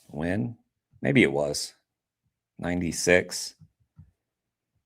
I mean, I don't know. Maybe she was vegetarian, but yeah. Viva is a vegan group to my understanding of Viva. Violence. I mean, look how they attack the poor huntsmen who are keeping down the foxes. That's absolutely nonsense. Disgraceful. What farmers do are physically violent to animals. They're what not. you do is disgusting, quite frankly. Look, I've got a dog, I've got 2 cats, I had a spaniel, You know, a gun dog. something else that made me go Wonderful vegetarian animal. and I was stay never cruel vegetarian. to it at all. Something else that made me go vegetarian and stay was What's I went that into idea? a couple of pig units, and I went to Yeah. one very recently, actually about 4 months ago. Aye. A place owned, in fact, it's a show place used Is for it? farmers. Yes. You went in there, these pigs are kept in this huge shed, and they're in these narrow stalls. They're about 2 inches away from each other, but they cannot touch Now, each other. how long ago was this? Because the best way to If I could keep just pigs, describe what yes, I've seen the instead of best way talking to over keep me pigs all the time. is in large Excuse me, let containers, me at large least barns speak. You might not with like the about truth, but at 18 least inches to want to 2 tell. foot. She's talking about gestation crates. Of course, you don't seem to know what that is, or you would just know what she's talking about, like all of us here know what she's talking about just from her describing it. 3 I've foot of seen. straw. That Now, is that's not the how way you they're produce- kept. These that's how pigs you produce the best couldn't British turn round. bacon. Couldn't even turn round. Never. Because some of them couldn't lie down. They're kept there throughout the pregnancy. These are the breeding stock. Yes. When they have the piglets. Have you ever considered it might be they're moved because into the these- pregnant they're moved sow into these needs tiny crates. supporting? But you just said you didn't know what she was talking about. You didn't understand a very basic thing about the industry. While you're claiming to be this expert who spent 45 years as a farmer and she's describing a gestation crate and you can't identify that? My goodness me. And this is a kindness to the So if you pregnant kept, sow. you kept a Because pregnant if it dog wasn't, in a tiny cage, you it could take, roll you're over supporting To a be dog. fair, that is what we do to pregnant women. Or if not, we should. We put them in a something the size of a coffin so that they can't move around a lot. And then sometimes, you know, women, you know, they like to lay down. They're so lazy. They sleep. Oh, women. Oh, man. So sometimes you just got to whack them in the head so that they'll get up. Lazy ass women. I mean, this is what we should do, is what I'm saying. I'm not saying we do this, but if we were humane, given We need birth to support to it. its lovely little This is piglets that could absolute, roll over total and nonsense. squash them to death. Absolute and nonsense. that would be cruel, my The dear. reason that you would do be it is to really keep cruel. as many pigs as possible in the smallest space as possible and make as much money as possible out of those animals. The way you that is keep the only pigs, reason you do keep it. pigs in as natural environment as possible. I say in yards with straw, you keep them happy. Hardly any pigs are kept like that. you just defended the gestation crate. You just defended it, and you said that that was an act of kindness so that she wouldn't crush her babies. Now you're saying the best way to keep pigs is to keep them in its natural state. Well, which is it? Should we keep it very natural? Because then, according to you, I guess just naturally, just pigs are always crushing each other. Or do they have some sense and they move around and they look after their young? Which is it? Mr. Weeks? Bill Weeks?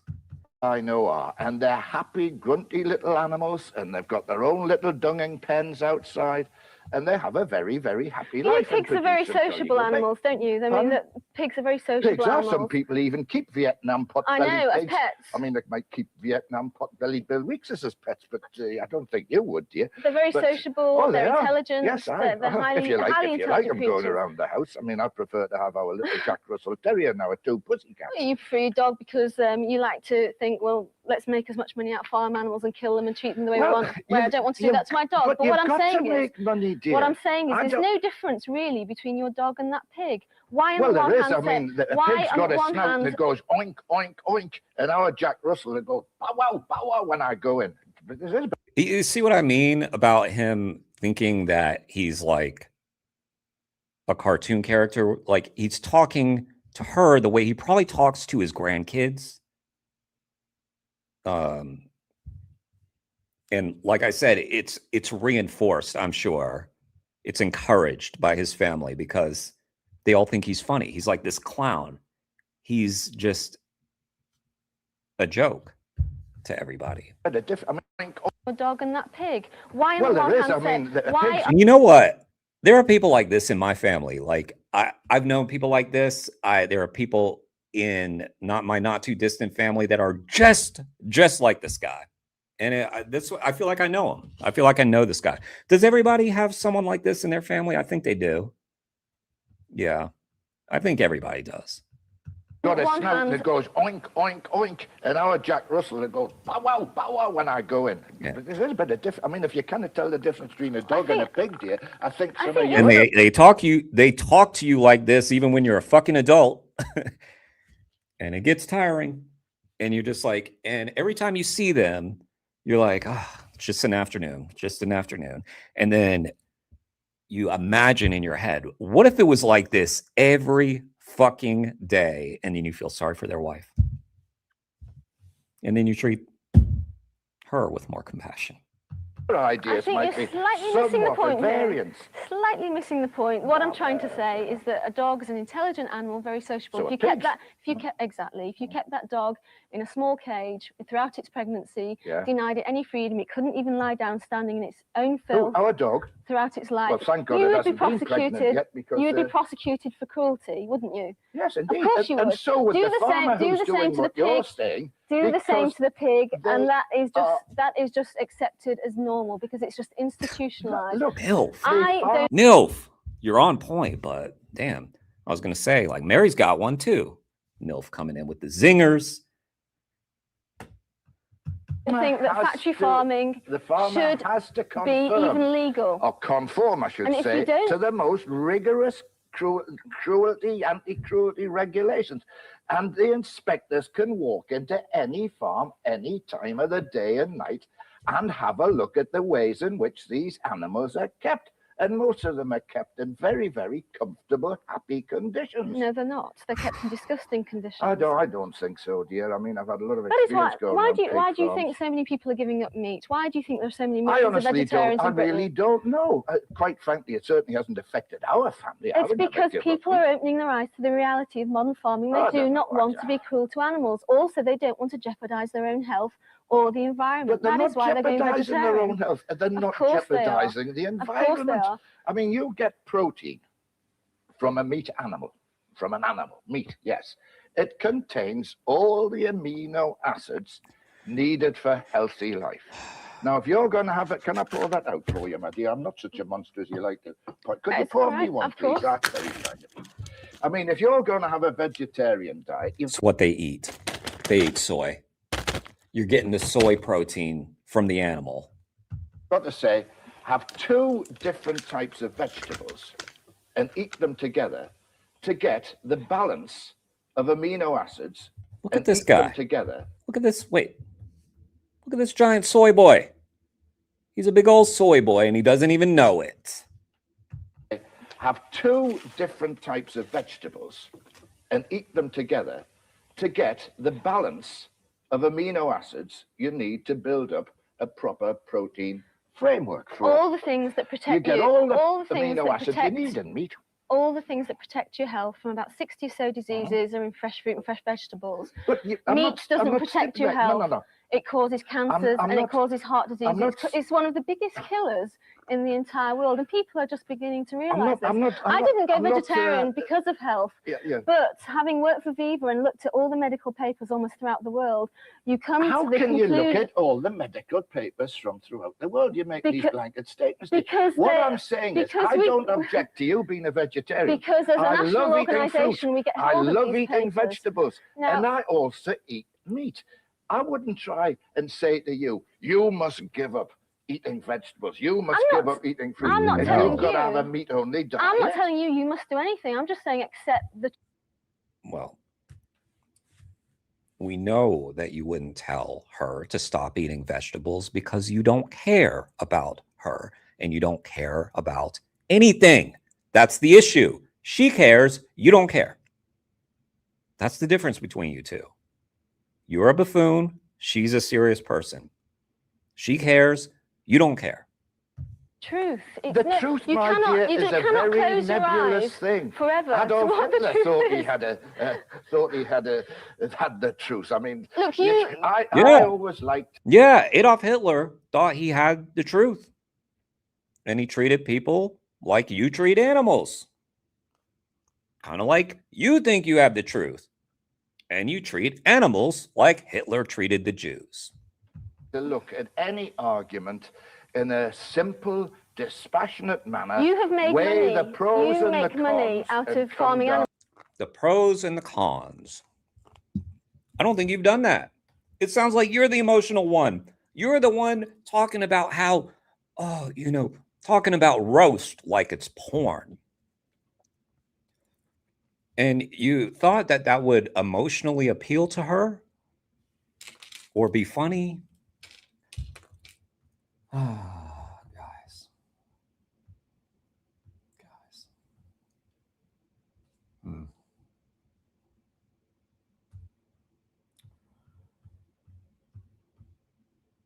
18 more years of that. Yep.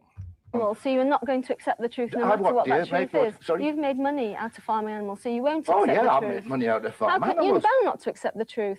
But there was a study in the USA, the US government has now accepted. They said vegetarians And enjoy... what is this study, my dear? Who's published Oh, I'm it? about to tell you. If Yeah, you all right, stop carry on. interrupting every Yes. second, it's painful. My dear, please. He's a man, you're a woman. Do I need to point this out again? Well, of course, They looked at over, well, that's why you won't let me speak. They looked at over 100 studies. My and they found goodness. But there was a study in the USA, the US government has now accepted. They said vegetarians and enjoy... what is this study, my dear? Who's published Oh, I'm it? about to tell you. If all you right, stop carry on. interrupting every second, it's painful.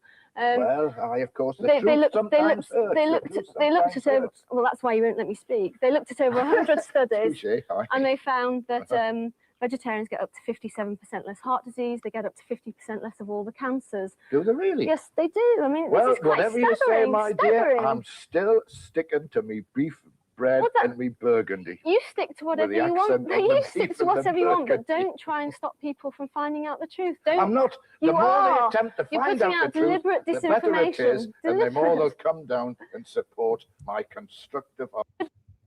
Okay, hang on a sec. Bread. I mean, well, whatever you say, my. I have to say, first of all, I'm still sticking to me. I have some critiques. Beef bread and me burgundy. Okay, floor assistant, Louise, Sarah, you told them where to stand. Is that it? You stick to whatever you want. Vision mixer, you did this. This what you did. Lighting director, you turned the lights on. You flipped the switch. Okay. Set designer, you made whatever that is. Stop people Production from finding assistant, out the truth. don't know what you did. Unit manager, don't know what that is. Researchers. What research? You put two people in a room and had them speak to each other. What research did you do? Deliberate disinformation. Calm. What did you do? David? I want that director job. Okay, you sit here. You sit here. Go.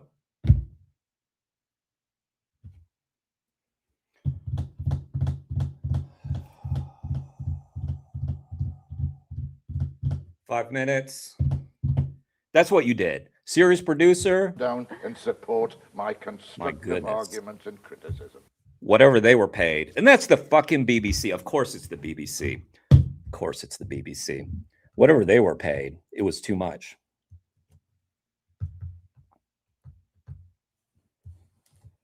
The fucking BBC. That makes me even more pissed off at that stupid shit. Because of course it's the BBC.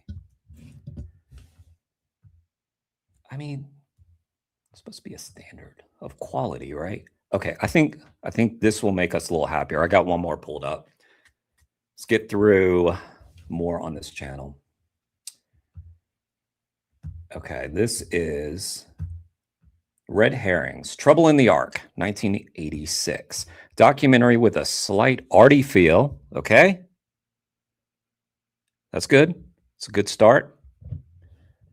exploring general animal rights issues with participation from Mark Gold of Animal Aid, and some of the Wickham 19 defendants includes Bradford Animal Group's attempted entry of a factory farm, a rally against Toxico, and the Southeast Animal Liberation League's raids on Wickham Laboratory and the Royal College of Surgeons.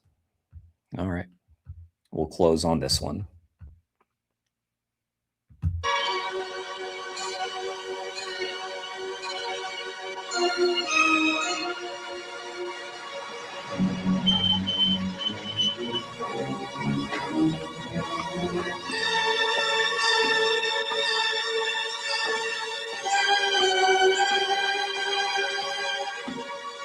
Wow.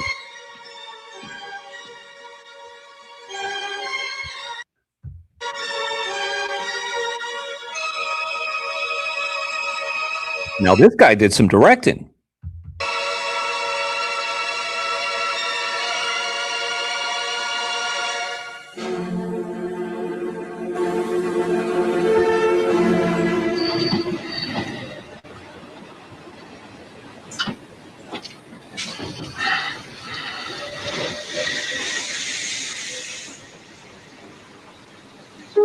Oh, wow. Is it too loud? Guys, is it too loud?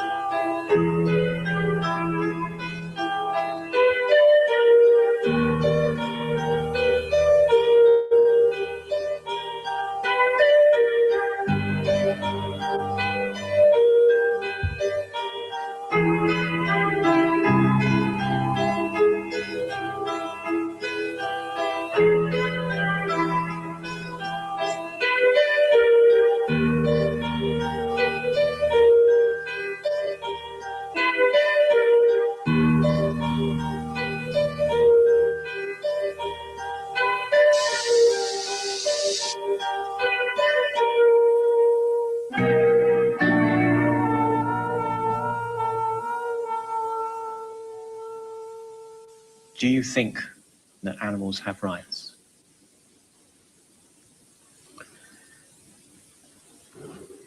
I think so. First of all, it's just a weird way to ask. Do you think that animals have rights? Well, rights are what you give them, right? So, no. They're trying to give them rights. Is it? I don't know. Sort of human beings who work with them. I think sort of human beings who work with animals, they have the principal rights. One advantage we have over animals is that human beings accumulate experience. We have that capacity. Animals do not do that to any great extent. And to suggest that you mean that animals have rights, they cannot voice their rights upon us. No. Dodgy.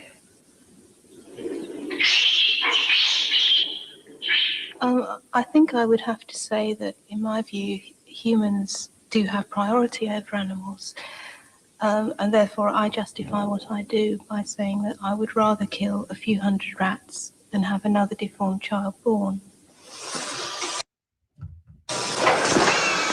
While you're watching this programme, 300 animals will die in laboratories in this country in the name of medical research. One's brutal. A further 90,000 animals will die in the name of food production. But more and more human animals... I gotta say, I don't even know what we just looked at. I've never seen that before. Does someone know what... I'm not going to show it again, but what the hell that was? Fighting against this exploitation of other animals for profit. Humans who believe that all animals have rights, and especially the right not to suffer pain at the hands of humans.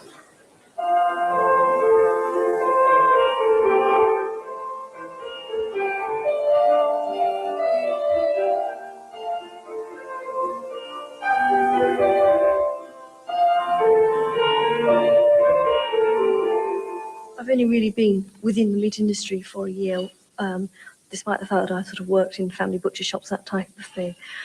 Being completely new to it, I did treat my first visit to a slaughterhouse and intensive farms with some trepidation. I myself an animal lover. I have horses, I have dogs, I have pets. So I'm your typical sort of English pet lover, if you like. And sort of upon entering the slaughterhouse and the intensive farm, I've certainly never, ever observed anything to cause me any concern. I've never seen any action of cruelty to an animal. If a farmer was cruel to his animal, Oh God! You went into an intensive farm and a slaughterhouse where they kill the animal, and you didn't witness anything of concern. Animal lover. God. I hate people. That's cruelty to an animal. if a farmer was cruel to his animals, that's detrimental to his profit at the end of the week, at the end of the year. No, no, it's not. No, why would you think that? What reason would a farmer want to be cruel to his animals? What? Can you just imagine?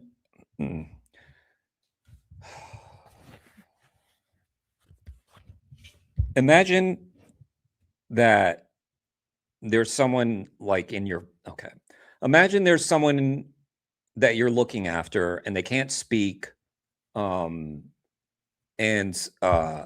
they don't do that. You want them to go over here. They don't want to go over here, so they're doing that. And you keep telling them, go over there, go over there, go over there, but they won't go over there. So, but you have to make them go over there, right? So what do? You physically force them over there. Now, why can't you imagine how you would do that to a 2,000-pound animal, or whatever, however heavy the animal is, how you would do that in a kind way? And then why would you think that that would harm the prophets and not help the prophets? I just don't understand this. This is this weird myth that unhappy animals taste bad because there's some magical thing that happens to the meat because they were unhappy. Oh, it's probably a hormone or something. Adrenaline leaches into the meat and the unhappy animal just tastes bad. It doesn't make sense, guys. So it's... He's looking, like anybody else, to maximize his profit, but not diminish it. The animal liberation may, in some cases, think they are right, but have they ever been? The animal liberation may maximize its profit, but not diminish it. The animal liberation may, in some cases, think they are right, but have they ever been on farms? Have they ever got down to the grassroots exactly of what goes on? It's very nice from a city dweller. It's very like... So is your suggestion that animal liberation activists go to farms? Because I agree, they should. But then they get criticized for going to those farms and sometimes arrested. To criticize city dwellers and say the streets are dirty and that everything isn't correct. There's too many derelict buildings. There's too many hungry people. There's too many people on the streets. But do we obviously understand the problems as a rural people when we come to the city? We don't. It takes a while to learn. And it's the exact same with the animal welfare lobby. They've got to come out, see farms.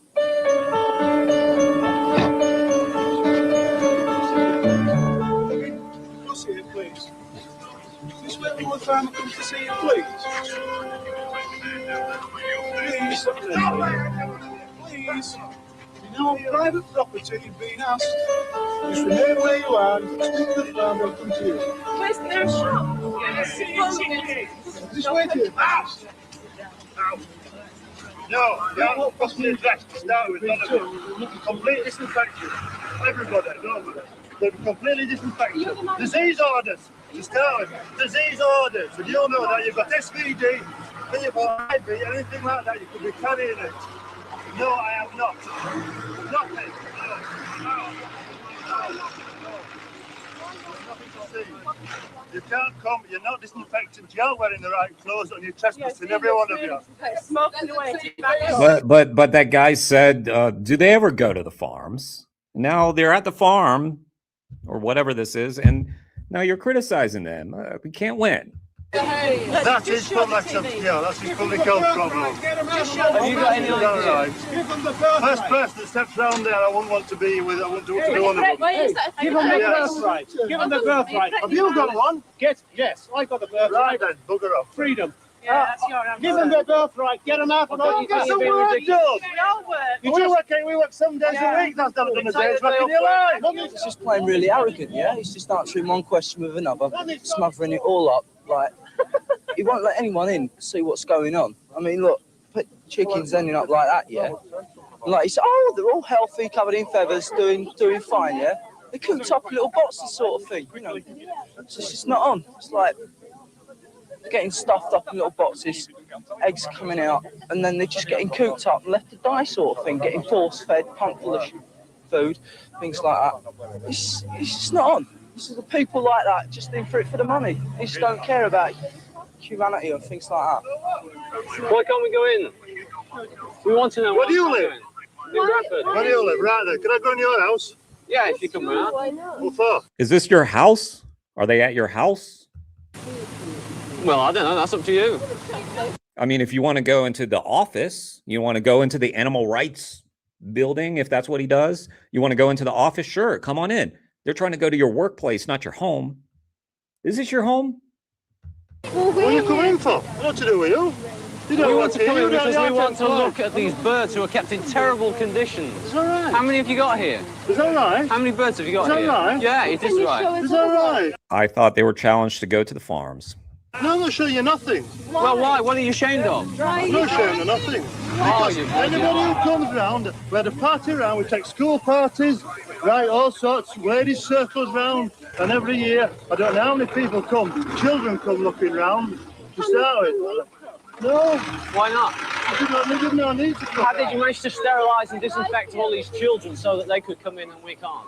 Eh? How did you manage to sterilise and disinfect all these children so that they could come in, so we can't? Oh, that was easy. Wellingtons on.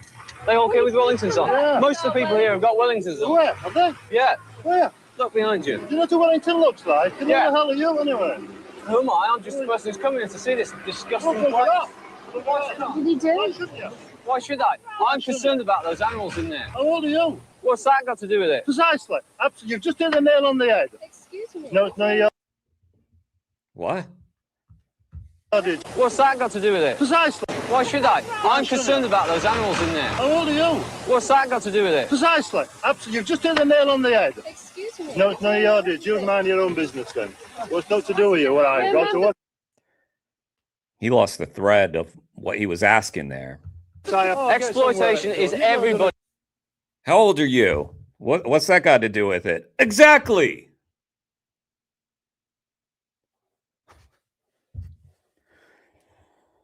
That was a funny interaction. This business. Life. I don't know what bloody working. You work here. Yeah. What is the condition of the chickens kept in the farm? Can all those with Wellingtons move to the front, please? Oh, just telling him that. Yeah, but if you want any comments, Mr. Kershaw is the person to give you them. Please. He just said, can everybody with Wellingtons move to the front, please? Just telling him that. Yeah, but if you want any comments, Mr. Kershaw is the person to give you them. Okay? That's right. But I mean, I am in a box. I am in a box. I'm going to stop in him. I'm in a box. I'm in a box. I'm in a box. You're in a box. I'm in a box. You want to be in a box? What's legal isn't always what's right. I mean, we think it's illegal anyway. Yeah. I mean, because it's against all the animal protection laws that exist in this country.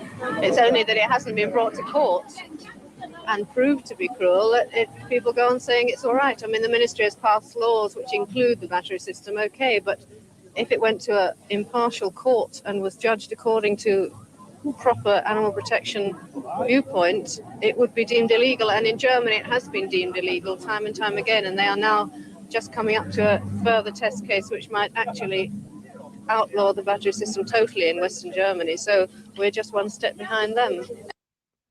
My dear, please. There is nothing more comfortable for a chicken than the battery cage system. Maybe you missed, what was that called?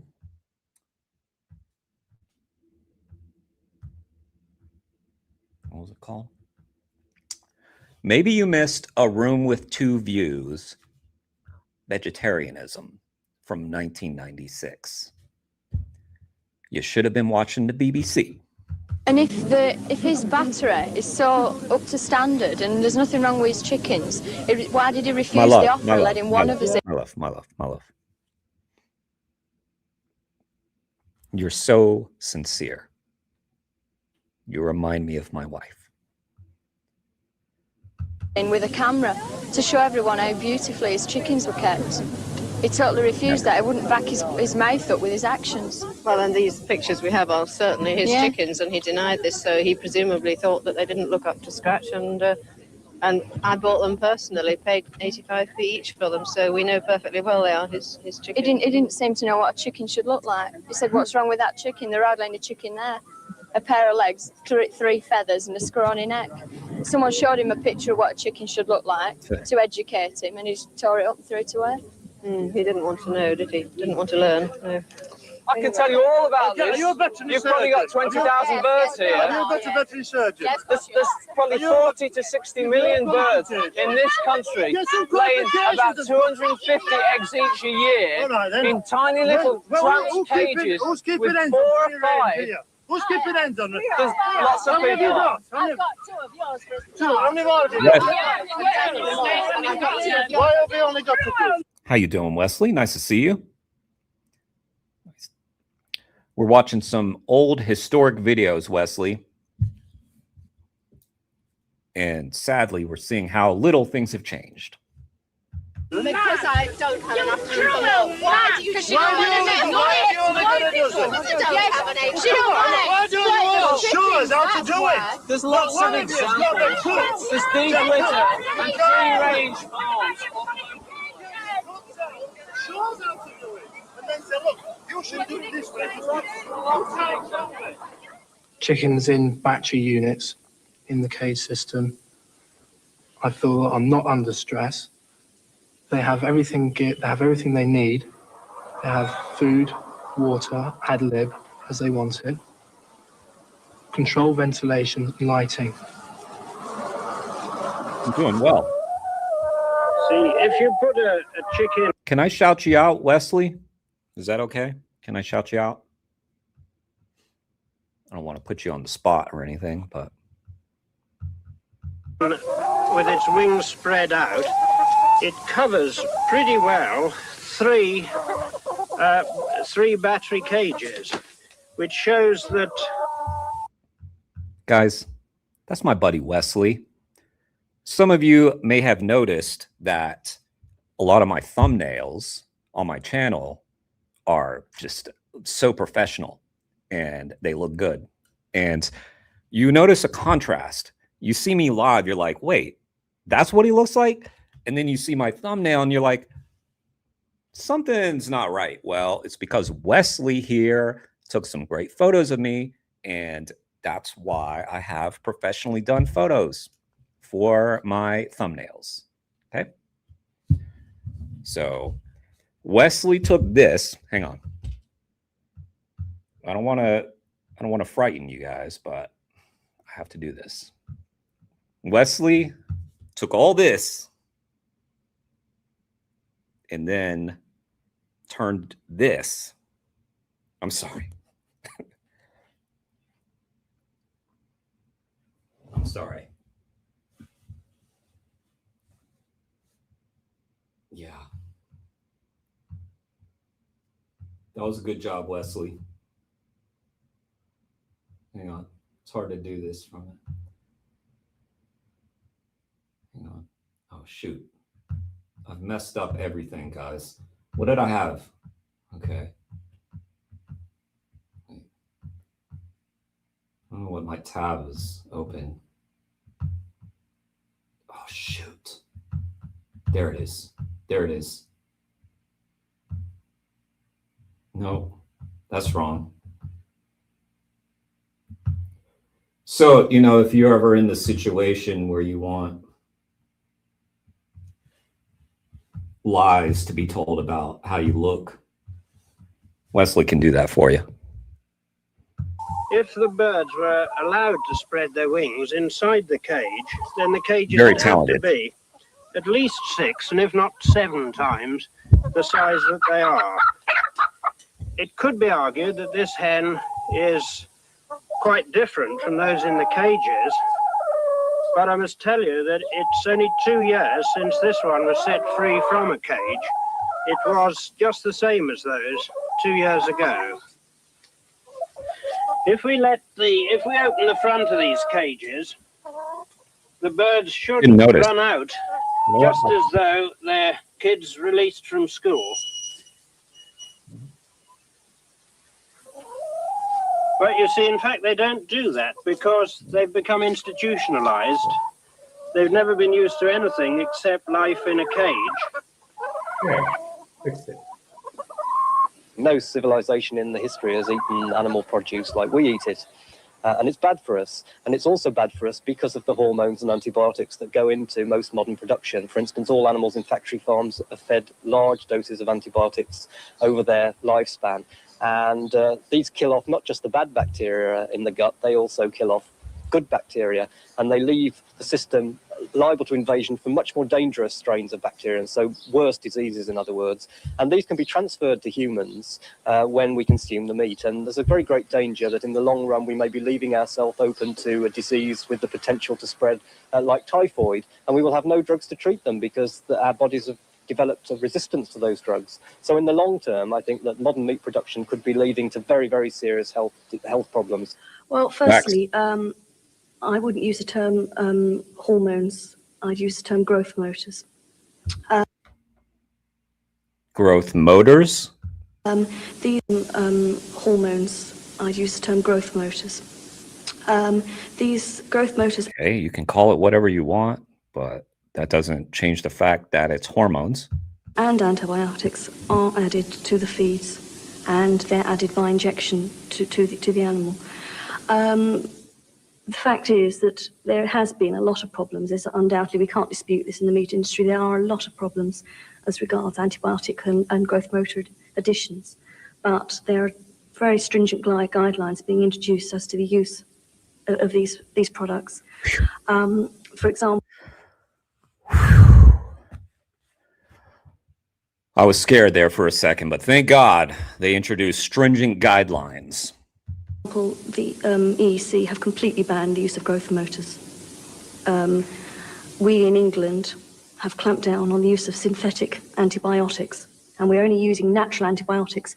By that term, I mean that we're only using natural growth motors, such as the growth hormone that we find in our own bodies.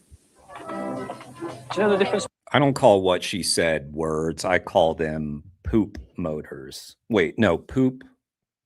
Poop. Just poop. That's not what you just said is not what I call words. I would use the word poop. Between battery and free-range eggs? That leaves little to you. 2 miles away from Brighouse Centre. We've been to the farm this morning. We couldn't get near, but these hens were taken out of that farm about 2 or 3 months ago, and this is the condition they were in. As long as you support battery eggs, this is how they live. You'll never ever be allowed to go in. You will never see them. But while you're buying eggs, you're encouraging this cruelty. So please, please, if you do eat eggs, buy free-range eggs. Free-range eggs are sold in the Whole Foods shop, which is on Commercial Street.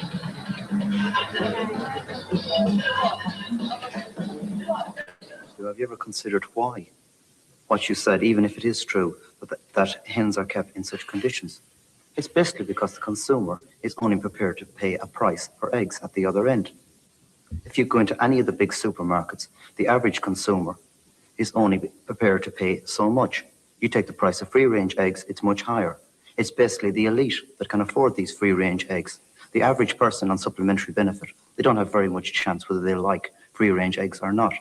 And basically the producer is forced to produce a product that he can sell. So in a sense, people get what they look for. It is not the producer's fault in that sense. He is there to make a profit. Well, how is it any less his fault? So it's the consumer's fault and it should be both, right? Yes, the consumer is at fault as well, but he's the one doing it. So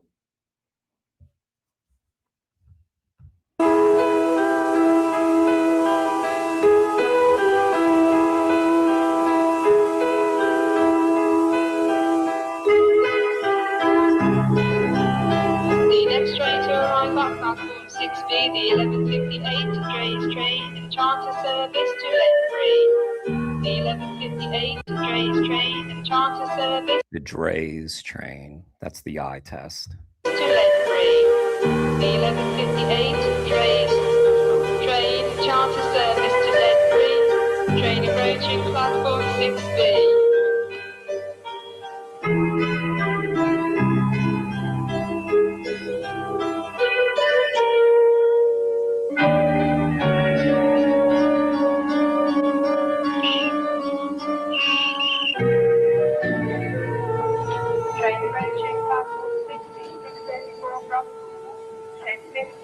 We're here in Birmingham to join a trainload of protesters going to demonstrate outside Toxicol Laboratories in Ledbury, in Herefordshire. Toxicol is a private company where no medical research is carried out, but where cosmetic and other chemical testing is. Rats, beagles and rabbits die so that Toxicol can make money and manufacturers can say their products are safe for human use.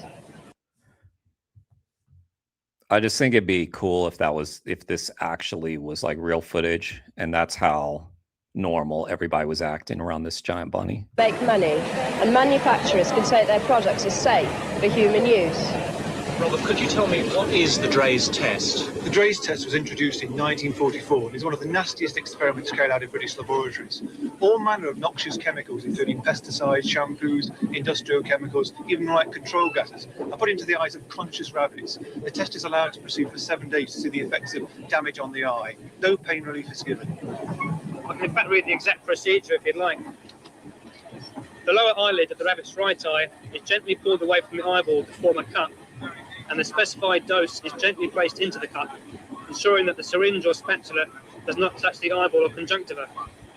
After administration of the total dose, the eyelids are gently held together for at least 1 second, while very gently and slowly rotating the eyelids around the eyeball to ensure even distribution of the test substance. Do the animals suffer as a result of these tests? Well, if you've ever got anything like shampoo or soap in your eye, you'll know just how painful that is. In the rabbit's case, it's left in there for up to 72 hours with no pain relief at any time, and the animal is then killed at the end. In British laboratories, animals are burned, blinded, scalded, poisoned to death, infected with diseases, made to smoke cigarettes, given electric shocks during behavioural experiments, and perhaps the worst of all, subject to warfare research, where they're shot with bullets, exposed to nerve gases and exposed to riot control gases. A horrifying catalogue of abuse.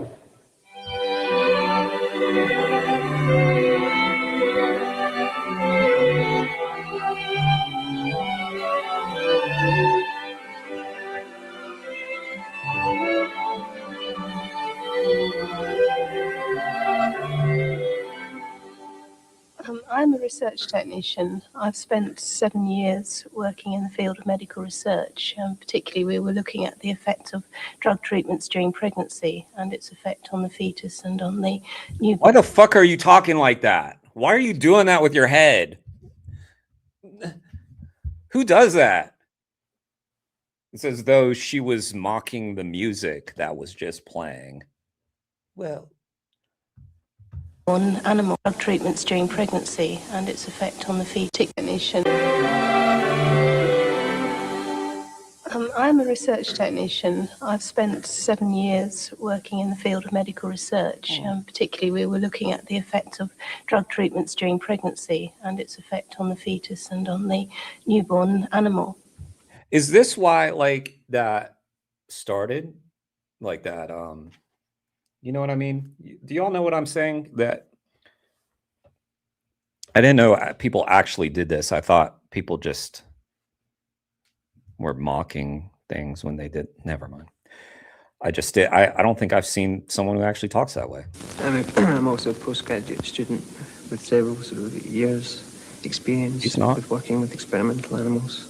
He didn't do it. My main area of research is actually in pain research. So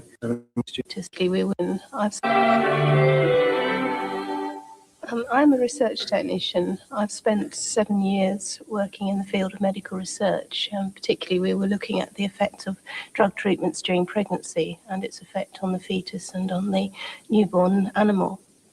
I'm also a postgraduate student with several sort of years experience with working with experimental animals. My main area of research is actually in pain research. So we're interested in mechanisms which go towards inducing a painful experience in animals. Well, that's good. That, you know, you need to do important research on that. Like, you know, getting shampoo in someone's eye. I don't know how you could figure out whether that's painful or not. I just don't. I don't see a way. Oh, okay. I take that back. Maybe we could go get some rabbits and put chemicals into their eyes, and then maybe that'll tell us whether it hurts when shampoo gets in our eyes.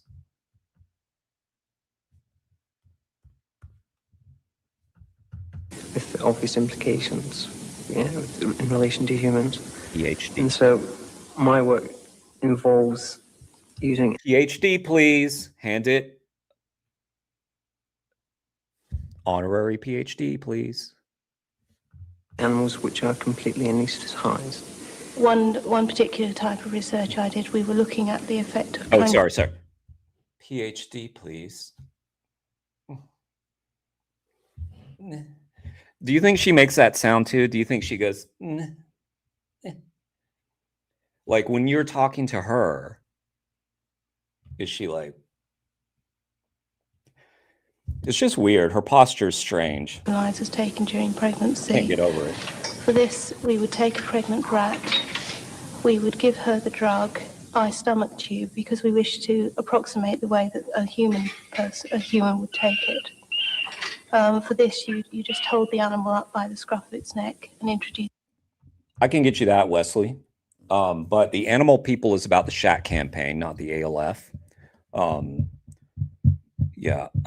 But I have a means. I can get that for you. Highly recommend people watch Animal People. It's very cool. Very cool.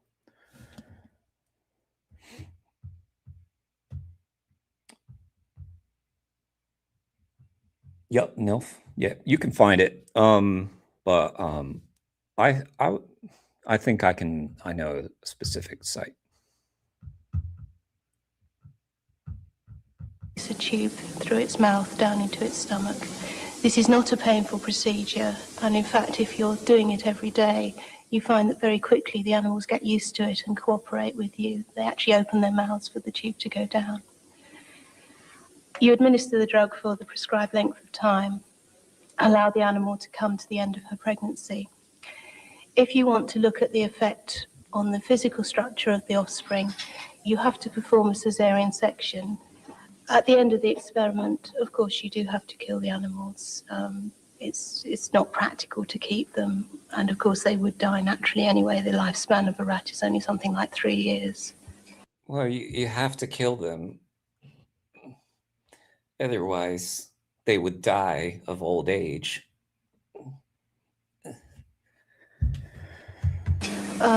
My animals would be killed by an overdose of an anesthetic. Oh, that sounds lovely. We put them in a chamber filled with chloroform, and they would just go unconscious and eventually die as a result of that. It's not at all painful or inhumane. A common method of killing a very small animal, such as a mouse, is by breaking its neck. You simply hold the back of its neck and pull on its tail, and the whole vertebral column is separated immediately and the animal is dead. It's very easy to do. That a mouse's neck is very fragile, so it doesn't suffer in any way. It's instantly dead. It's in fact the same principle as judicial hanging. Ooh. We have a strange set of values. Ugh, that little grin at the end. Its Evil. neck is very fragile. Evil. I got chills, guys. It's like we're watching a horror film. So it doesn't suffer in any way. It's instantly dead. It's, in fact, the same principle as judicial hanging. It's just like hanging. Ooh. Maybe they should make a mask of her. We have a strange set of values in our society. We have a law. It's just like lethal injection.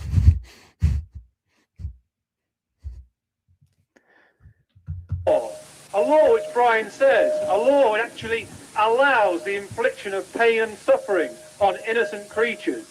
And not just that, the scientists that do those experiments actually receive prizes for their work. What sort of value is that? Vivisection may be legal at the moment, but there is a higher law, a moral law. And every time a scientist vivisects an animal, he breaks that higher. Brian just donated.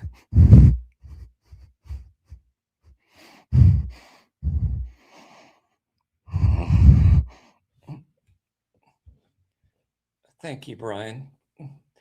Oh, Brian wasn't here, so he might not get that reference. Thank you so much, Brian. That's so nice of you. Let me see if I have the thing. I got to bring up the other stream. But I saw it on the Streamlab this time. Or not the stream, the StreamYard. I can't keep all these stream things straight. StreamYard, Streamlabs, Golden Streams. It's hard to keep it track. Can't even get my words right. Now I'm just thinking of Golden Streams. I just lost this. Man. I had to go to my own channel to pull this up. And I knew where my sub count was before this stream. It went down. Down. That's the wrong direction, guys. Who's not subbed? Sub. Hit like, hit subscribe. Wrong direction, guys. Completely wrong direction. Which, there we go. There we go. Just want to give that a little heart. Thank you so much, Brian. You rock. Brian, we had a good time last night, didn't we? During Copycat. Guys, you missed it because it was very late. Most of y'all missed it because you are sensible people. But Brian and I, we were cats. Okay, we were cats. A lot of you missed my meow stream. It was actually sad. It was a sad meow stream. You know, Jayesh, how you doing? Haven't seen you in a minute. Okay. Moral law. I would like to correct some of the mistaken ideas about those of us who make our living directly or indirectly through experiments on animals. As our colleagues of the Research Defense Society have said, scientists too love animals, and we are no exception to this. In any case, most procedures use only rodents and are simple injections or feeding experiments. But remember, we are the experts. We know what we are doing. Trust us. We have the best interests of the animals at heart. Spot on. Spot on. That's every researcher I've ever known. Spot on. Come on, Casey. Get on up there. Everything we do is strictly in accordance with the law.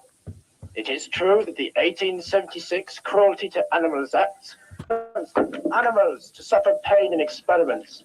But one must remember that this is a small price to pay for developing a whole range of such vital new products. And I must stress that we are visited by Home Office inspectors who must know what they're doing, because most of them have previously been vivisectors. Although there are only 15 inspectors to oversee over 500 registered laboratories and over 3.5 million experiments a year, I'm sure they do the best they can. After all, look how efficient they were at the Royal College of Surgeons. Right?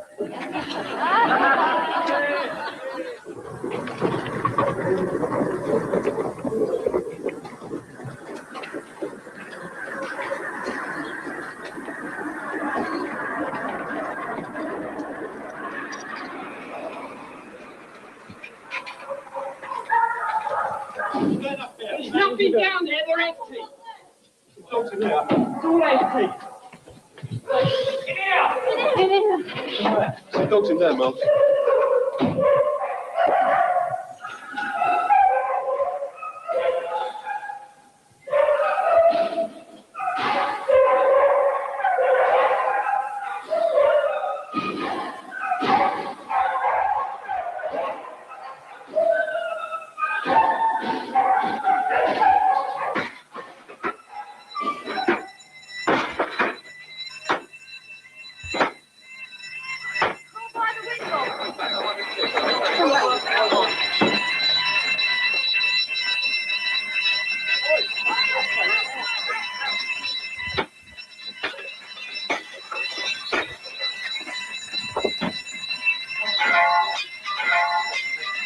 Everyone out! Sir, it's gone out! Get out! Get out! Get out! I think we'll probably go to prison for this. We can't present the facts to the jury. That is acquitted. Considered irrelevant in this trial. They're only considering what we did, not why we did it. According to this judge, pet stealing, vivisection, animal acquitted abuse, or conditions animal kept in are totally irrelevant to this case and got nothing to do with it, which basically wipes out any reason why I did the rape. Nobody wants to go to prison. Nobody wants to be a martyr. There's no virtue in going to prison at all. But the recognised channels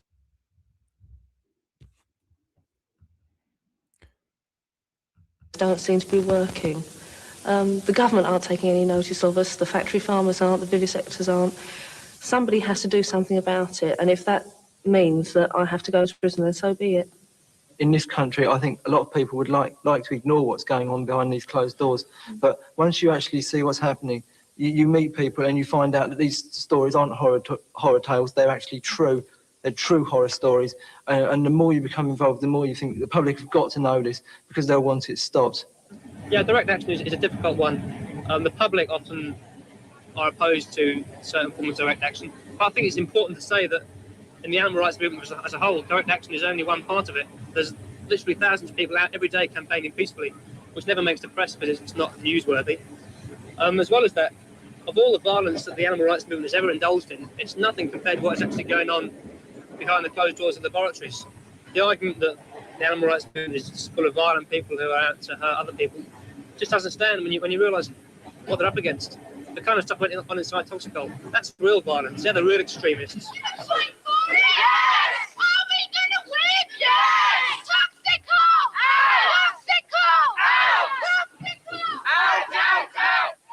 Veterinary research, dental research, every form of research which is taking place involving animals has benefited those people. And for them to turn around and slap sort of scientists all over the world in the face by sort of breaking into their homes, breaking into laboratories, harassing families, intimidating them, it seems to me quite appalling. You know, I think we should support the medical scientist in general for what he has done. If you take our society as a whole and consider all the byproducts of the meat industry, we have pet foods, we have clothing, our woolly jumpers, our leather shoes, our chemicals, pharmaceuticals, soaps. Like our society is geared around the production of these goods. What alternatives have we? Their shoes, we have. If you take our society as a whole, what alternatives do we have to consider all the byproducts of the meat industry? I'll help you. We have pet foods, we have vegan pet food, clothing. You ever heard of cotton? Huh? Rubber? I mean, you're talking about shoes and... Hey, oh, man. Woolly jumpers or leather shoes. Vegans can wear jumpers. Or chemicals, pharmaceuticals. Chemicals? Thought like everybody who criticizes vegans, they're like, I won't eat chemicals. What's that made out of? Chemicals? Soybeans, sea salt, wasabi powder. Chemical. Probably that's a chemical to them. Wasabi powder. That's wasabi oil and dextrin. I don't even know what dextrin is. Fuck.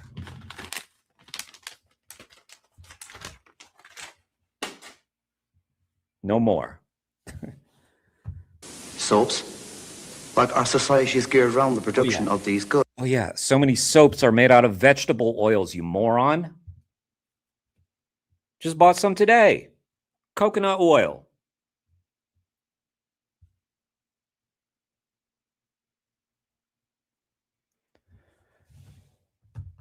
What alternatives have we?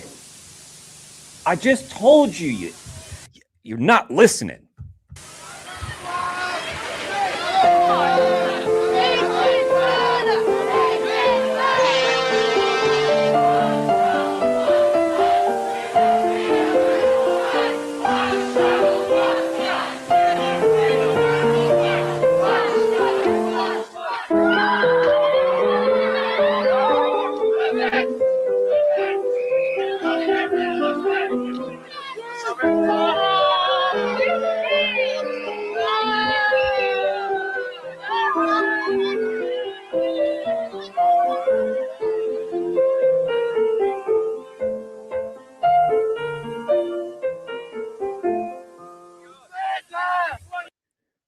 Odd musical choices.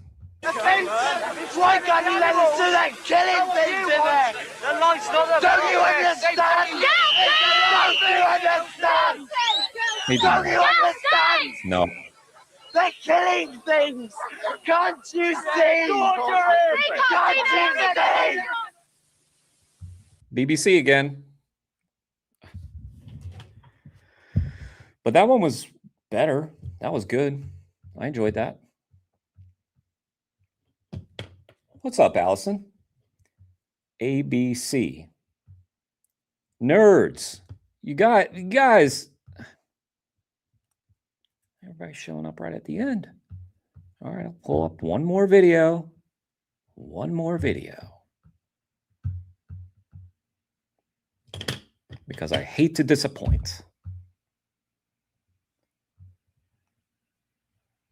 You guys missed a good one. That was pretty good.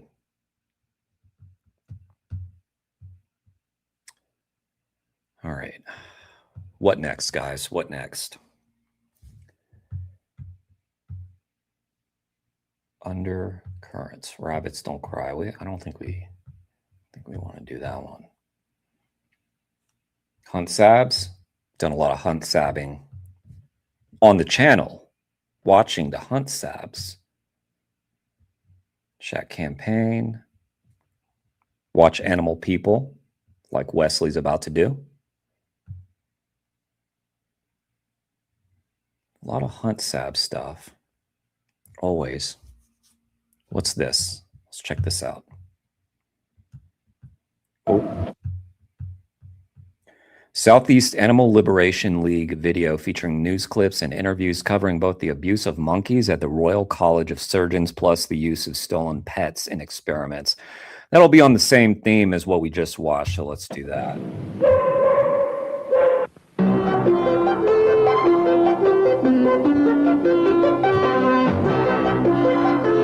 Animal rights activists have broken into a laboratory in Kent and say they have evidence for the first time that monkeys and stolen pet dogs are being used in experiments. The Southeast Animal Liberation League say the monkeys are being kept in cramped conditions at the Royal College of Surgeons research farm near Orpington. The college deny... I do know. Y'all not know about this guy, Rod Coronado? He's essentially a hunt sab. up in Vermont. Check out this book, by the way. It's brand new. I haven't read it yet because it just came out a couple months ago. But check out my interview with Rod Coronado. And anyway, there are groups that I mean, Rod right now, I don't think is hunt savvy. He's sort of working within the law, but yeah, I don't know. I'll look up his Vermont wildlife. They did it in Wisconsin and Vermont. I'm not sure. Having any stolen animals and say the monkeys are not used for live surgery. The group themselves filmed the break-in by about 60 of their members this morning.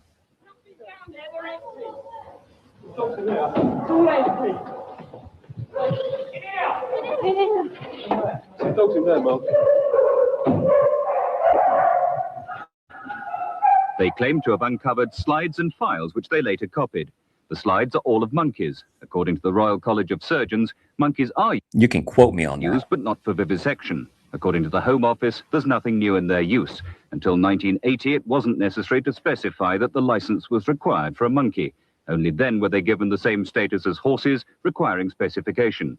But the protesters say today was a complete success.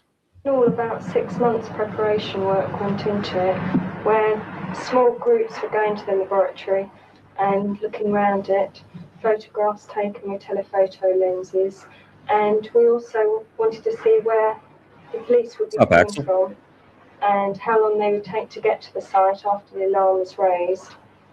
Well, we did have some information provided internally, and we did three plans, 2 external plans and 1 internal plan, and each person was given a copy of these and also a plan of action. It was stressed that it would be a lightning raid into 2 units, the monkey unit and the dog unit, and that the minimal damage and breakage would take place. Went in there to get the files out, and we estimated that we'd be in there no longer than 10 minutes, after which the alarm would be given to get out, and we'd have to make our exit as quickly as possible. The main point to make about this raid, apart from the actual planning of the raid itself, is to plan the follow-up, and to plan the follow-up in terms of the media. Now, on the Royal College of Surgeons, within 3 hours of the raid happening, ITN provided with a video of the dogs and some slides of the monkeys and some documents. Their documents we copied. We'd already had film developed, and it was at the Daily Mirror. So the point is that we presented the information and the news very quickly, which gives them time to go through it, present and get a good story, which is what we got. Because we were on headlines on ITN, got TVAM coverage. As you may have heard on the news, members of a group calling itself the Southeast Animal Liberation League yesterday broke into the research establishment run by the Royal College of Surgeons in Kent. They came out with some disturbing pictures, followed by some very dramatic allegations. Lou Radford reports. 50 animal activists were involved in the raid. Using an amateur camera crew, they filmed several breeds of dog inside the research establishment's kennels. The activists claim that because the dogs are not beagles, the breed normally used for experiments, they come from sources other than those officially approved. They claim that they found documents proving that the Royal College of Surgeons is using these dogs for experiments. Close inspection of these documents reveals lists of various breeds, including Old English Sheepdog and Springer Spaniel. One document refers to a male Alsatian, described as an oldish, friendly dog, but a little wary. The raiders believe this example is proof that the animals were once domestic pets and were never bred for experimentation. They claim the establishment gets such dogs from unauthorized dealers who have bought or stolen pets from unsuspecting owners. The group also obtained slides of monkeys undergoing experiments, allegedly the first time such photographic evidence has been taken in Britain. The Home Office has been quick to point out that experiments on monkeys have been taking place here for many years, and that since 1980, anyone experimenting on monkeys is legally bound to apply for a special license. Anyone with such a license is carefully monitored by Home Office inspectors who check that animals are not suffering. But yesterday's discovery of documents apparently relating how monkeys died, possibly of shock after hanging from inside their cages, are, claim the activists, proof that appalling cruelty is rampant. Well, with me now is John Williams, spokesperson for the South East Animal Liberation League. John, good morning to you. I'm sure that many people would sympathise with your cause, but they wouldn't sympathise or agree with your action, your deed in breaking into this building. How do you justify an illegal act? Well, firstly, it's very hard to have any respect for a law which allows that kind of cruelty to animals. And secondly, if people weren't willing to just put a few doors in, you'd never have seen this, because no vivisector will ever let you or an MP or the RSPCA into a laboratory. Nevertheless, I'm sure you must concede that whatever the cause, if everyone behaved in this way, we'd have anarchy, wouldn't we? We cannot, allow people to behave like this. Oh, we cannot allow people to behave like this, but you allow people to behave like they're behaving to those animals. So maybe you should reframe that and rethink that, because maybe what we can't have is what's happening and what they're trying to stop. But you're putting it all on the activist whose hand was forced by his moral conscience. Yeah, I'll get it in perspective what happened yesterday. People went in, broke a few doors in, a few windows, caused absolutely minimal damage. They could have smashed the place up, but they didn't. They went in there to show the public what's going on. And I think sometimes Martin Luther King showed it, Gandhi showed it. Occasionally you have to break the law. All right, let's have a look at examine the evidence you found. You've got some documents on your knee there. We saw them in Lou Radford's report there, suggesting anyway that some of the dogs in there are stolen dogs. They're from breeders who've picked them up illegally. I've looked at those documents too. I agree with you that is a suggestion, but there's no definitive proof, is there? Well, there is, because the Medical Research Council has lists of accredited breeders. That means breeders they recognise. There is only one dog produced for laboratory experiments in Britain. That's the Beagle. About 95% of all dogs produced are the Beagle. There are a few Labradors bred. Other than that, no other dogs whatsoever are bred for vivisection. And I've got a list of the dogs we've actually photographed, and people can refer to us for the photos of pointers, collies, Springer Spaniels, mongrels, Labradors, Alsatians, red setters, terriers, greyhounds. The list is absolutely endless. And as you can also see from these files, it's quite clear that these are ex-pets. It describes little scars they've got, little mannerisms they've got.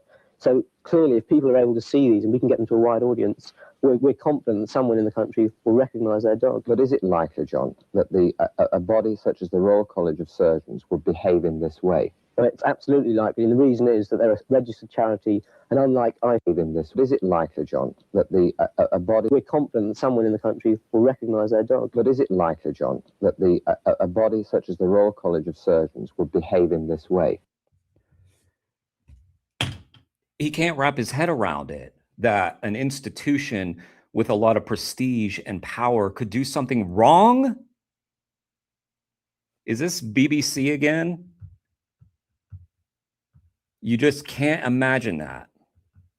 Well, it's absolutely likely, and the reason is that they're a registered charity, and unlike ICI or Beecham's, who can afford to buy beagles, a registered charity such as a university or a hospital, because they're also linked, Guy's Hospital's linked, they can't afford to buy those dogs, so they're willing to go to unscrupulous dealers. It is denied by them, I should point out. And I must put one other point to you, that unpalatable as it may be to you and thousands, if not millions, of pet lovers all over the country, the fact remains that these experiments are being done for medical research. Now, if we are to advance medical research and medical understanding, isn't this something that, regrettably, we have to accept?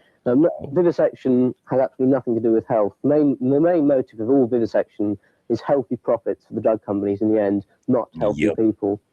Are you absolutely positive about that? Because isn't it quite likely that through this kind of research and these kind of experiments, medical science itself could be improved? I mean, they might actually one day be saving a human life. Now, surely, again, unpalatable as it is to you, it's better to save a human life and sacrifice a few animals. Well, first of all, I mean, everyone watching this has seen drug disasters coming up every week. NILF. NILF?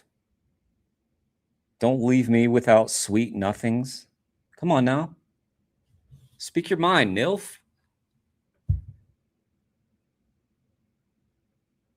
Don't leave anything. Come on. Give me something good that I can put up there. Nope. Come on, NILF. Fast. All those drugs are tested on thousands of animals. And the other point we'd make is that we find it morally unacceptable. Animals have certain rights, and we believe they have a right not to be vivisected. And if you really want a healthy country, we should start a better diet, better lifestyle, less stress in people's lifestyle, because it will really be through preventive medicine that we're going to cure cancer and heart disease, which are, after all, the two big killers in Western society. John Williams, thank you very much indeed for joining. Orthodox medical world, of course, That guy did great in that interview. maintains that animals are being sacrificed to a good cause. But the result of their sacrifices inevitably leads medicine. This guy for real? Maintains that. Okay, I'm gonna do it. Got to learn from this guy.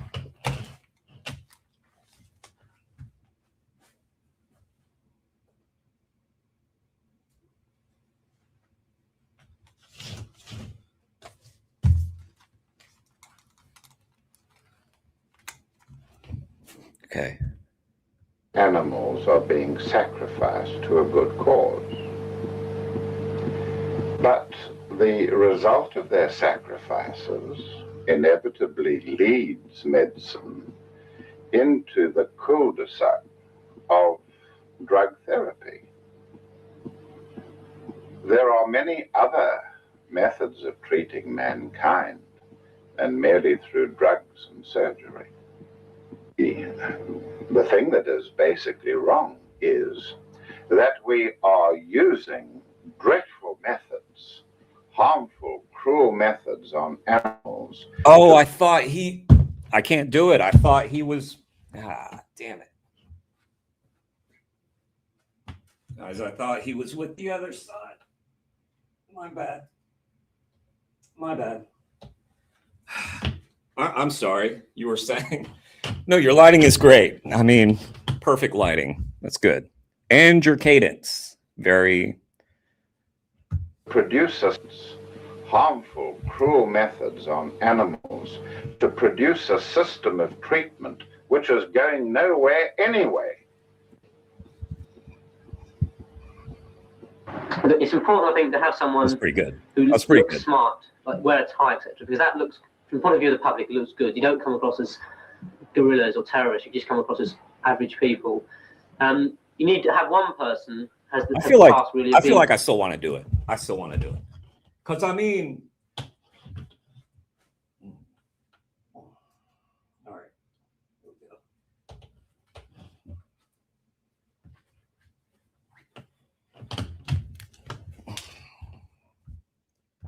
All right. Just gonna wing this.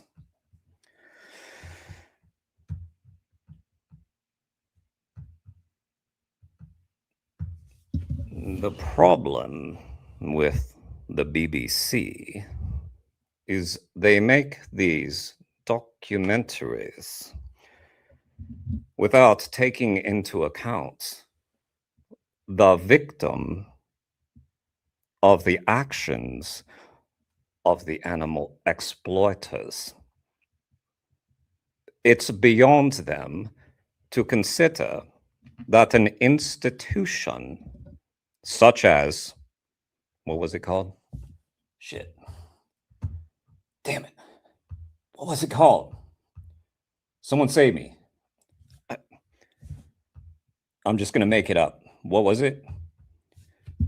It's impossible for them to imagine that an institution such as the Royal Academy of Surgeons would ever behave in such a manner as to procure dogs from unscrupulous. Fired? What? Come on. I'm doing my best here. This is how we do all our vids now. This is why we fail. We don't learn from history.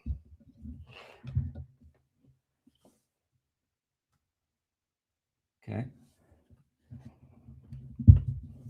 The problem, Axel, is that you are too quick to fire me. You see, the main point that I'm making is that if you speak very slowly, such as this, and turn the light off, what you say carries far more weight.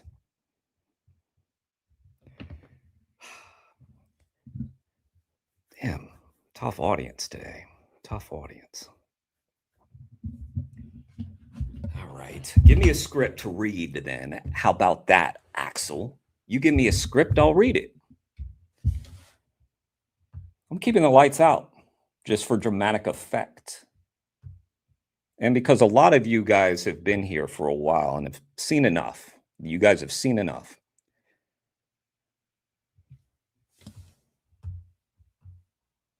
Yeah, give me a script. I'll do it. No funny business now because I'll read every word. Okay.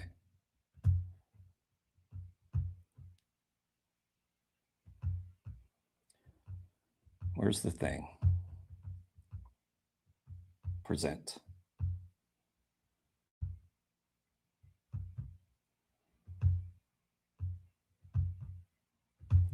You guys missed it earlier. My professional photographer was here.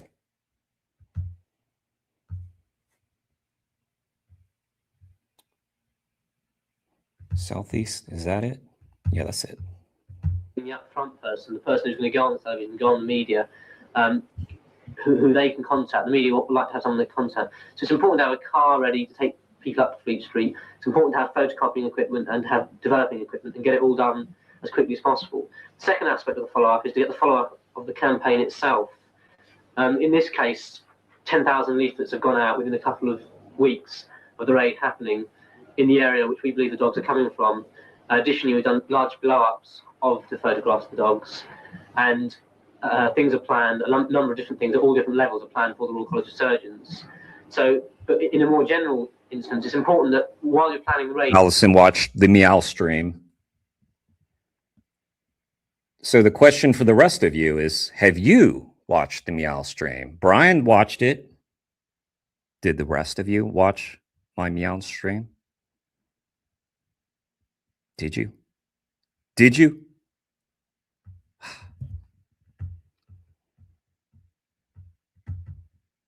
I did that super late last night. I drank too much coffee last night. You plan in advance what you want to do afterwards. So it might be a good idea as soon as the raid's over to have a demonstration there 3 or 4 days later.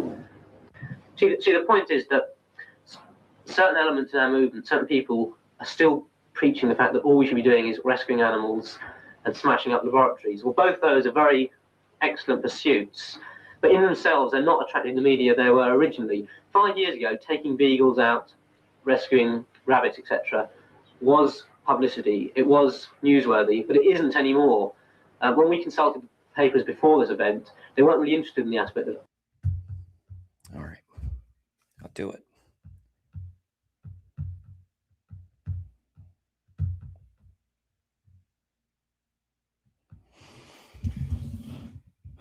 Oh, that's quite small to read. I can do it. I can do it. I can do it. Those incompetent swine who claim they are not getting... shit, hang on. One more time. Don't fire me yet.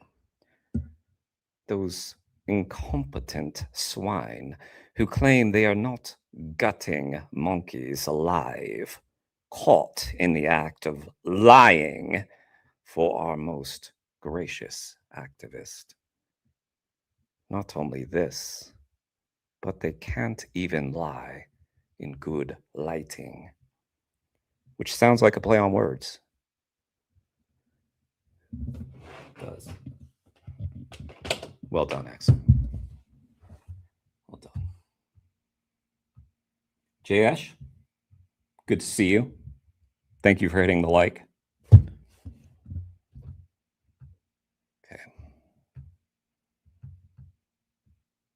I'm losing my abilities for presenting.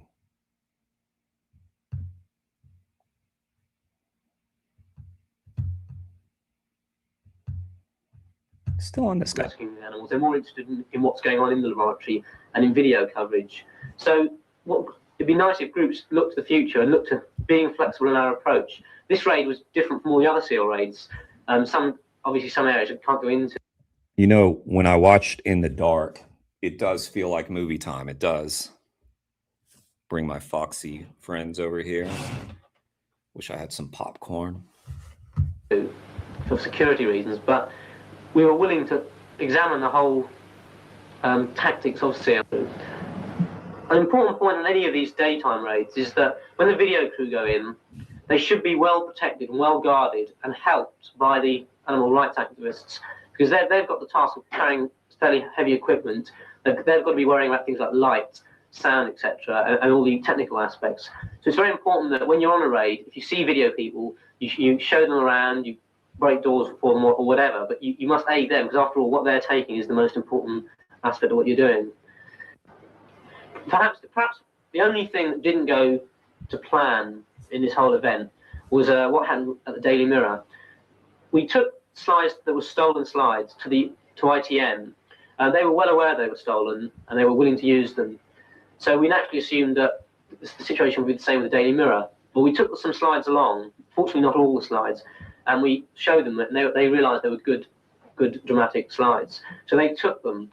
Now, unfortunately, on Monday, the next day, they informed us that they'd spoken to their lawyer, and their lawyer said that they should have to return those slides immediately to the police, which to our disgust and to our horror, they did. This meant that we didn't get the exclusive that the Mirror had promised. However, from the slight mistake we made with the Mirror, we did actually manage to get more press out of it, because the City Limits did an article condemning the Mirror, and also the issue got round Fleet Street, so it didn't do the Mirror's credibility much good. Again, but it's worth pointing Don't you sully the good name of the Daily Mirror. out that although the follow-up we got from the Mirror incident was not directly concerned with animal rights, it did still include the Royal College of Surgeons, all about stolen dogs and monkeys, etc. So it kept the issue going. But when we found that when you're handling the press, naturally you want to do the nationals first and the television channels. And if you're doing the rain on the weekend, you can handle the nationals on the Sunday and the Monday, and possibly a bit on the Tuesday. By the Tuesday, you want to be hitting the local press. And we've had absolutely enormous front pages for 2 weeks on the trot, and it'll probably go on, we estimate, for another 2 months with front page and feature articles. And the reason is that, again, one person out with front page. Look at that headline: Animal Lib Gang Raid on College. That's a cool headline. A lot of what he's saying, I feel like, has just been upended anyway by social media. Like, the legacy media just doesn't have that much power anymore. As much as it is a great thing when animal rights orgs or whoever, gets good media coverage, but I mean, the problem is a lot of that media coverage now is behind a paywall that nobody's paying for. So, yeah, it's almost like when you get a key story, like say in the New York Times or something, then it's almost, I feel like it's almost bigger that they share it on their Instagram or their Facebook, where few people are actually going to read the story because you're paywalled. I mean, I realize the media is in a hard place, but do you want people to read your stories? Because the paywall, it's just not. No, like you just can easily find the story another way. And feature articles. And the reason is that, again, one person was allocated to deal with the local press. And the reason is that, again, for another 2 months. They could have headlined Animal Lib Rant on Media. With front page and feature articles. And the reason is that, again, one person was allocated to deal with the local press. Someone who had good contacts, who had worked with them before, was able to provide the press with everything. It's very important when you're dealing with the locals that you have the photographs, that you have copies of the documents, so that you can go along and say, look, here you are. Perhaps you can highlight certain items in the documents. But if you can just give the press the material, give them a few statements, you can then go away and they can do it at their leisure. Again, of course, it's important that you only give them copies.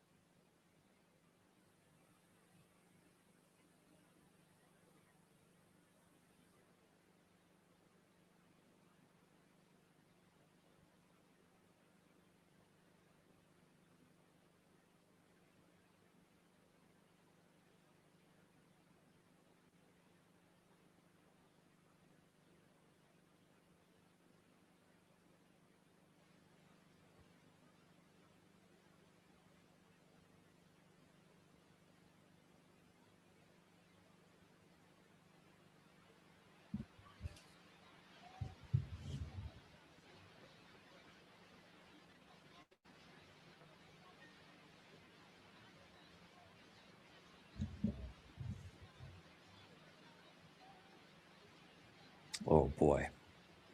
Just saw a little screen grab of what is ahead.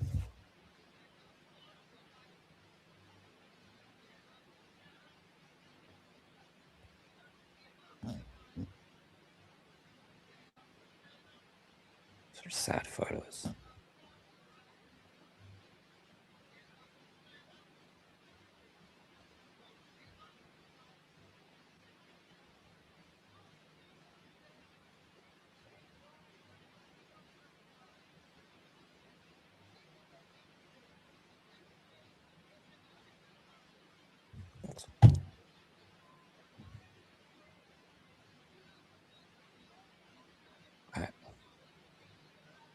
I didn't even understand what that was.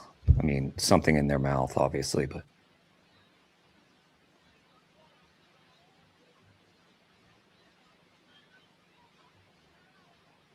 I hear the music very dimly.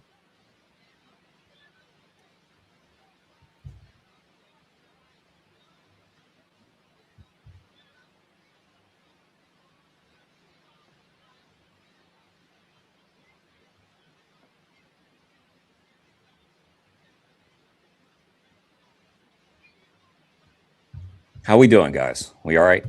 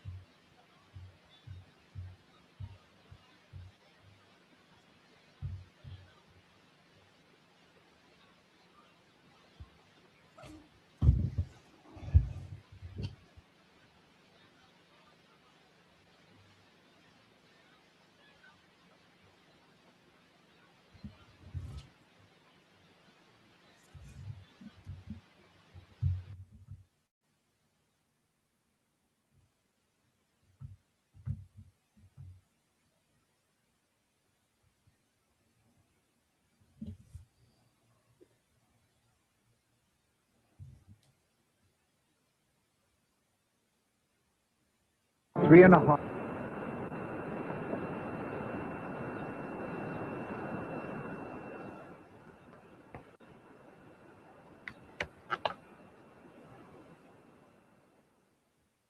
Actually, if you look here, you've got a little screwdriver. That was a heavy picture show. Oh, but I think all the way out. I'm going to go round and have a look around the back. Yeah. Oh, you can't actually get around that way, though. Half decent pub one. You know what, guys? I bet you anything that there were some people who were tuned into that and weren't really paying attention. And then because we went silent, I bet a lot of people were like, wait, what happened to the feed? And then they clicked on and then they saw those photos. And once you see those photos, you can't unsee those photos. So there, that's good.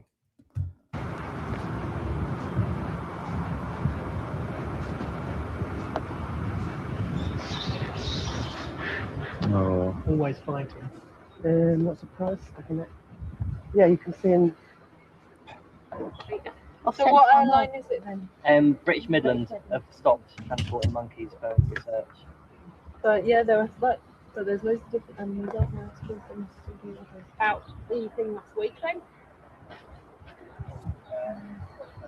Why? You scummy! I've seen it. Oh, anybody else want to see him? Yeah. Thank God you get an old man to come out and do your dirty work. That face is yourself. Who's these? I don't know. How's your transport situation? Plankton. Oh, where's Plankton, was it? Put them back in that Oh, yeah. those flowering. Yeah.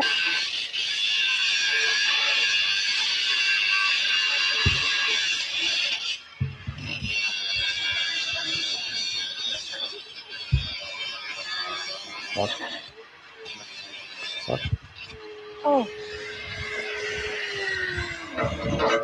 Feel better from that.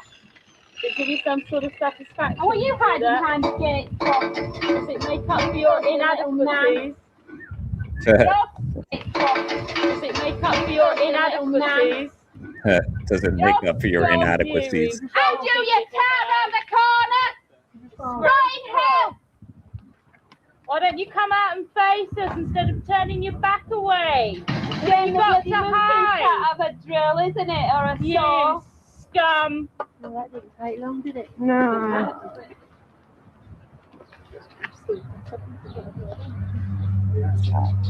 Nice hat. So intimidating. What's with the dong hats in the UK? I don't get it. The hunters wear dong hats. Police wear dong hats.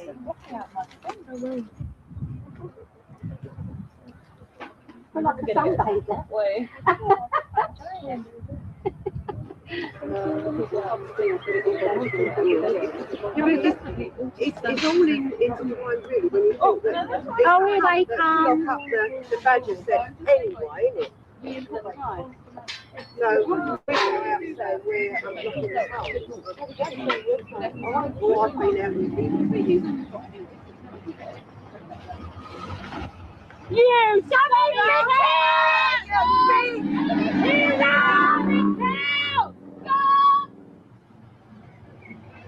Don't worry, we know where you come from!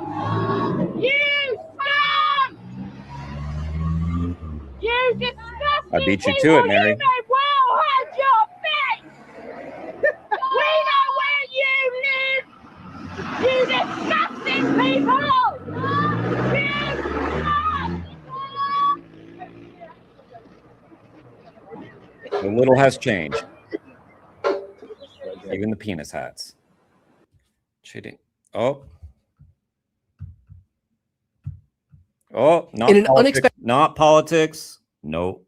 Nope, nope, nope. Nope.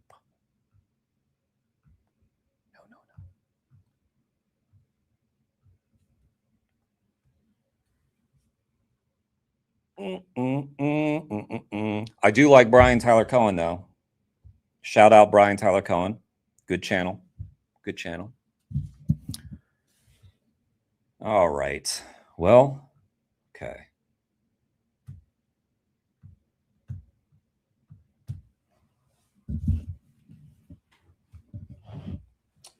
Right then. So there you have it. 4 videos. Some of you saw 4, some 3, some 2, some but 1. We've all grown. We've all learned things. I believe we have learned things about each other. We have learned about, what did we learn? Damn it. I need some coffee. There we go. We have learned that Jeremy functions best when given coffee. Much coffee. And not simply a Waterloo of the flavor grape.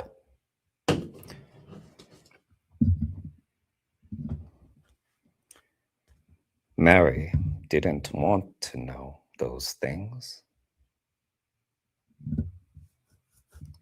Mary told me earlier today that there was too much content for her. Too much.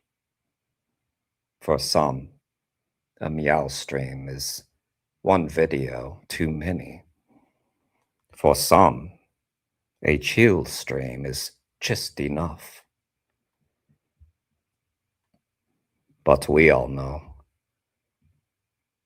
a meow stream is just what is needed. I wish I could do another meow stream, but I think I'm out of cat games.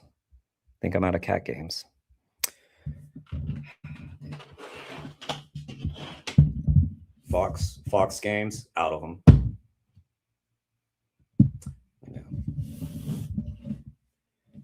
Yeah, the cat game, right, Allison? It was heavy. It was pretty heavy. Wasn't expecting that. Gotta say though, pretty good game. Copycat. I know I'm losing some of you. Some of you guys are like, "What the hell is he talking about? Meow streams, cat game." Well, you have to go back and look. Yeah, the meow stream was kind of sad. That's two sad cat games. Stray was sad. Copycat was sad. Endling was devastating. Spooky. Yeah, that's right. Become. Oh, thank you so much, Spooky. You're so nice. What do you want, Spooky? What do you want? Oh, I know what you want. You want Call of Duty. But I don't own a Call of Duty game. I'll just have to find something. I'll probably stream in a bit if people are still awake. Yeah. Thanks for joining, everybody. Hit like, hit subscribe somehow. I don't know how, guys. Sometimes you start a stream with a certain number of subs. You end the stream. I'm like a kid on Christmas Day running to the sub count, expecting +1, only to find -1. Who did that? Who did that? I think sometimes people just, delete their channels. I think that's what happens, because it's not like you would watch my stream and be like, nah, no more. No more. I'm done with that. No way. So anyway, anybody who's not subbed, you know what to do so that we don't end in the negative. Because right now we're in the negative. And that makes me very sad. Very, very sad. I bet it was you, Mary. I bet it was. All right. Thank you guys for joining, and maybe see some of y'all soon. And have a good night. Nilf, I know you're still there. Don't act like you're not there. Good night, Nilf. And thank you so much, Spooky. At some point I'll get a Call of Duty when one of them goes on sale or something. Bye, Mary. Bye, Spooky. Bye, Allison. Bye, Axel. Bye, Brian. Nerds. Take care. Satan. Steven. Good night. Okay. Good night. Okay.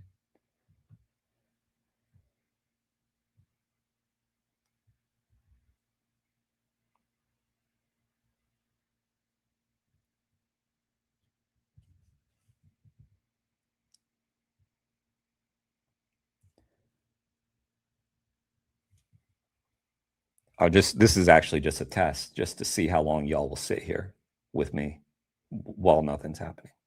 It's a test. It's a loyalty test to see who cuts out before the stream goes dead. Sometimes there are Easter eggs. Sometimes there are encores. Did you guys think of that? Did you think about there's an encore? Did you realize there's an encore?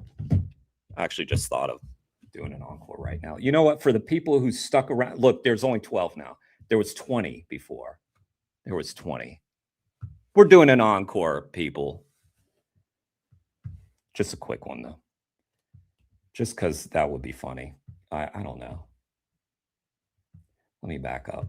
Brian, Tyler Cohen. Okay, quick encore. Hang on.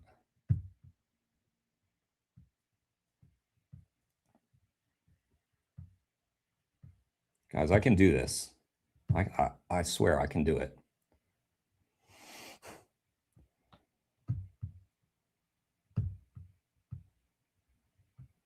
I can do this.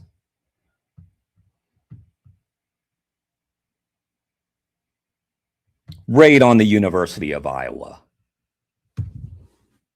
The Animal Liberation Front is claiming responsibility for vandalism at the University of Iowa over the weekend. ALF says all animals on the third floor of the UI Psychology Department were removed, examined, and treated by a sympathetic veterinarian. All 401 animals, 88 mice, and 313 rats were placed in loving homes. Additionally, 2 animal labs and 3 offices were broken into, and all contents relating to animal research were destroyed. ALF also says they were responsible for destroying dozens of computers, surgical equipment, paperwork, and more. The ALF also wanted to make their message clear. They say, quote, "We're watching, and by axe, drill, or crowbar, we're coming through your door." Hey, don't make me laugh during an ALF video.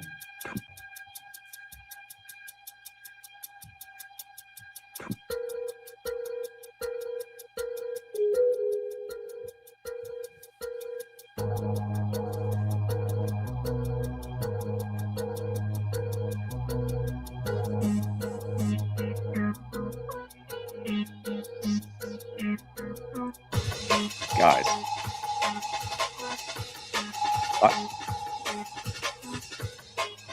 Well, now I'm definitely getting a copyright on this video, but whatever. I don't care. I do what I want. You hear that, Spooky?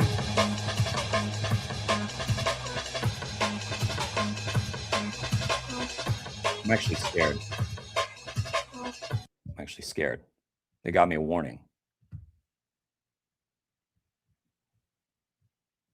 I'm not scared of you, Mary. I'm not scared of you. You know who sets the rules.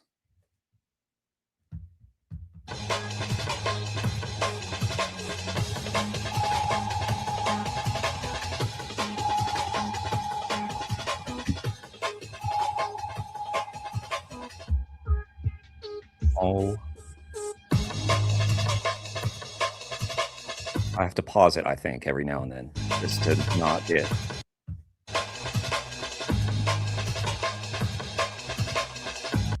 I don't know if I can risk it. I know I don't think songs are a big deal. I don't know.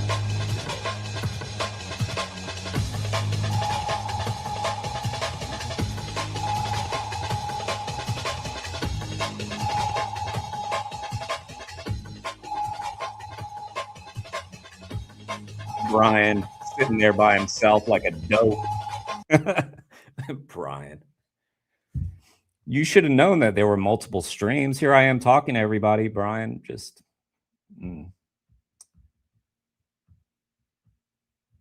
There's two streams for the folks that don't know, because there's a vertical. So if you like to see me skinny, you can see me skinny. Or if you like fat Jeremy, you can see me fat. It's up to you. Mute the sound. Yeah, you're probably right. Could do that. Just watch that. It's not as cool, though. Damn, definitely not as cool.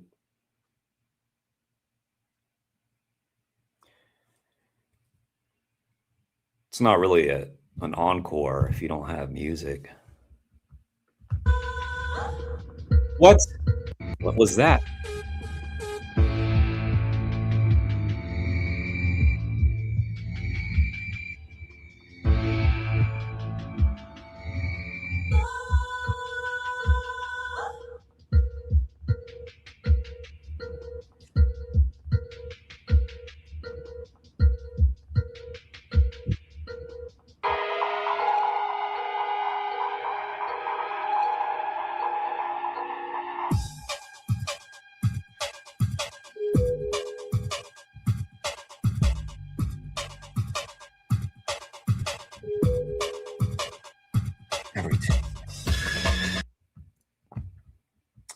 You know what, Axel? I didn't think it was either. And then I didn't do it one time.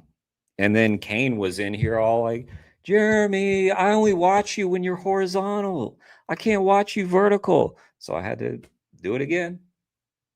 Just had to do it again. So it is a little tricky. It is a little tricky. You know what, guys? Haven't we seen enough animal abuse today? Let's call it. That's enough, I think. You feel me, guys?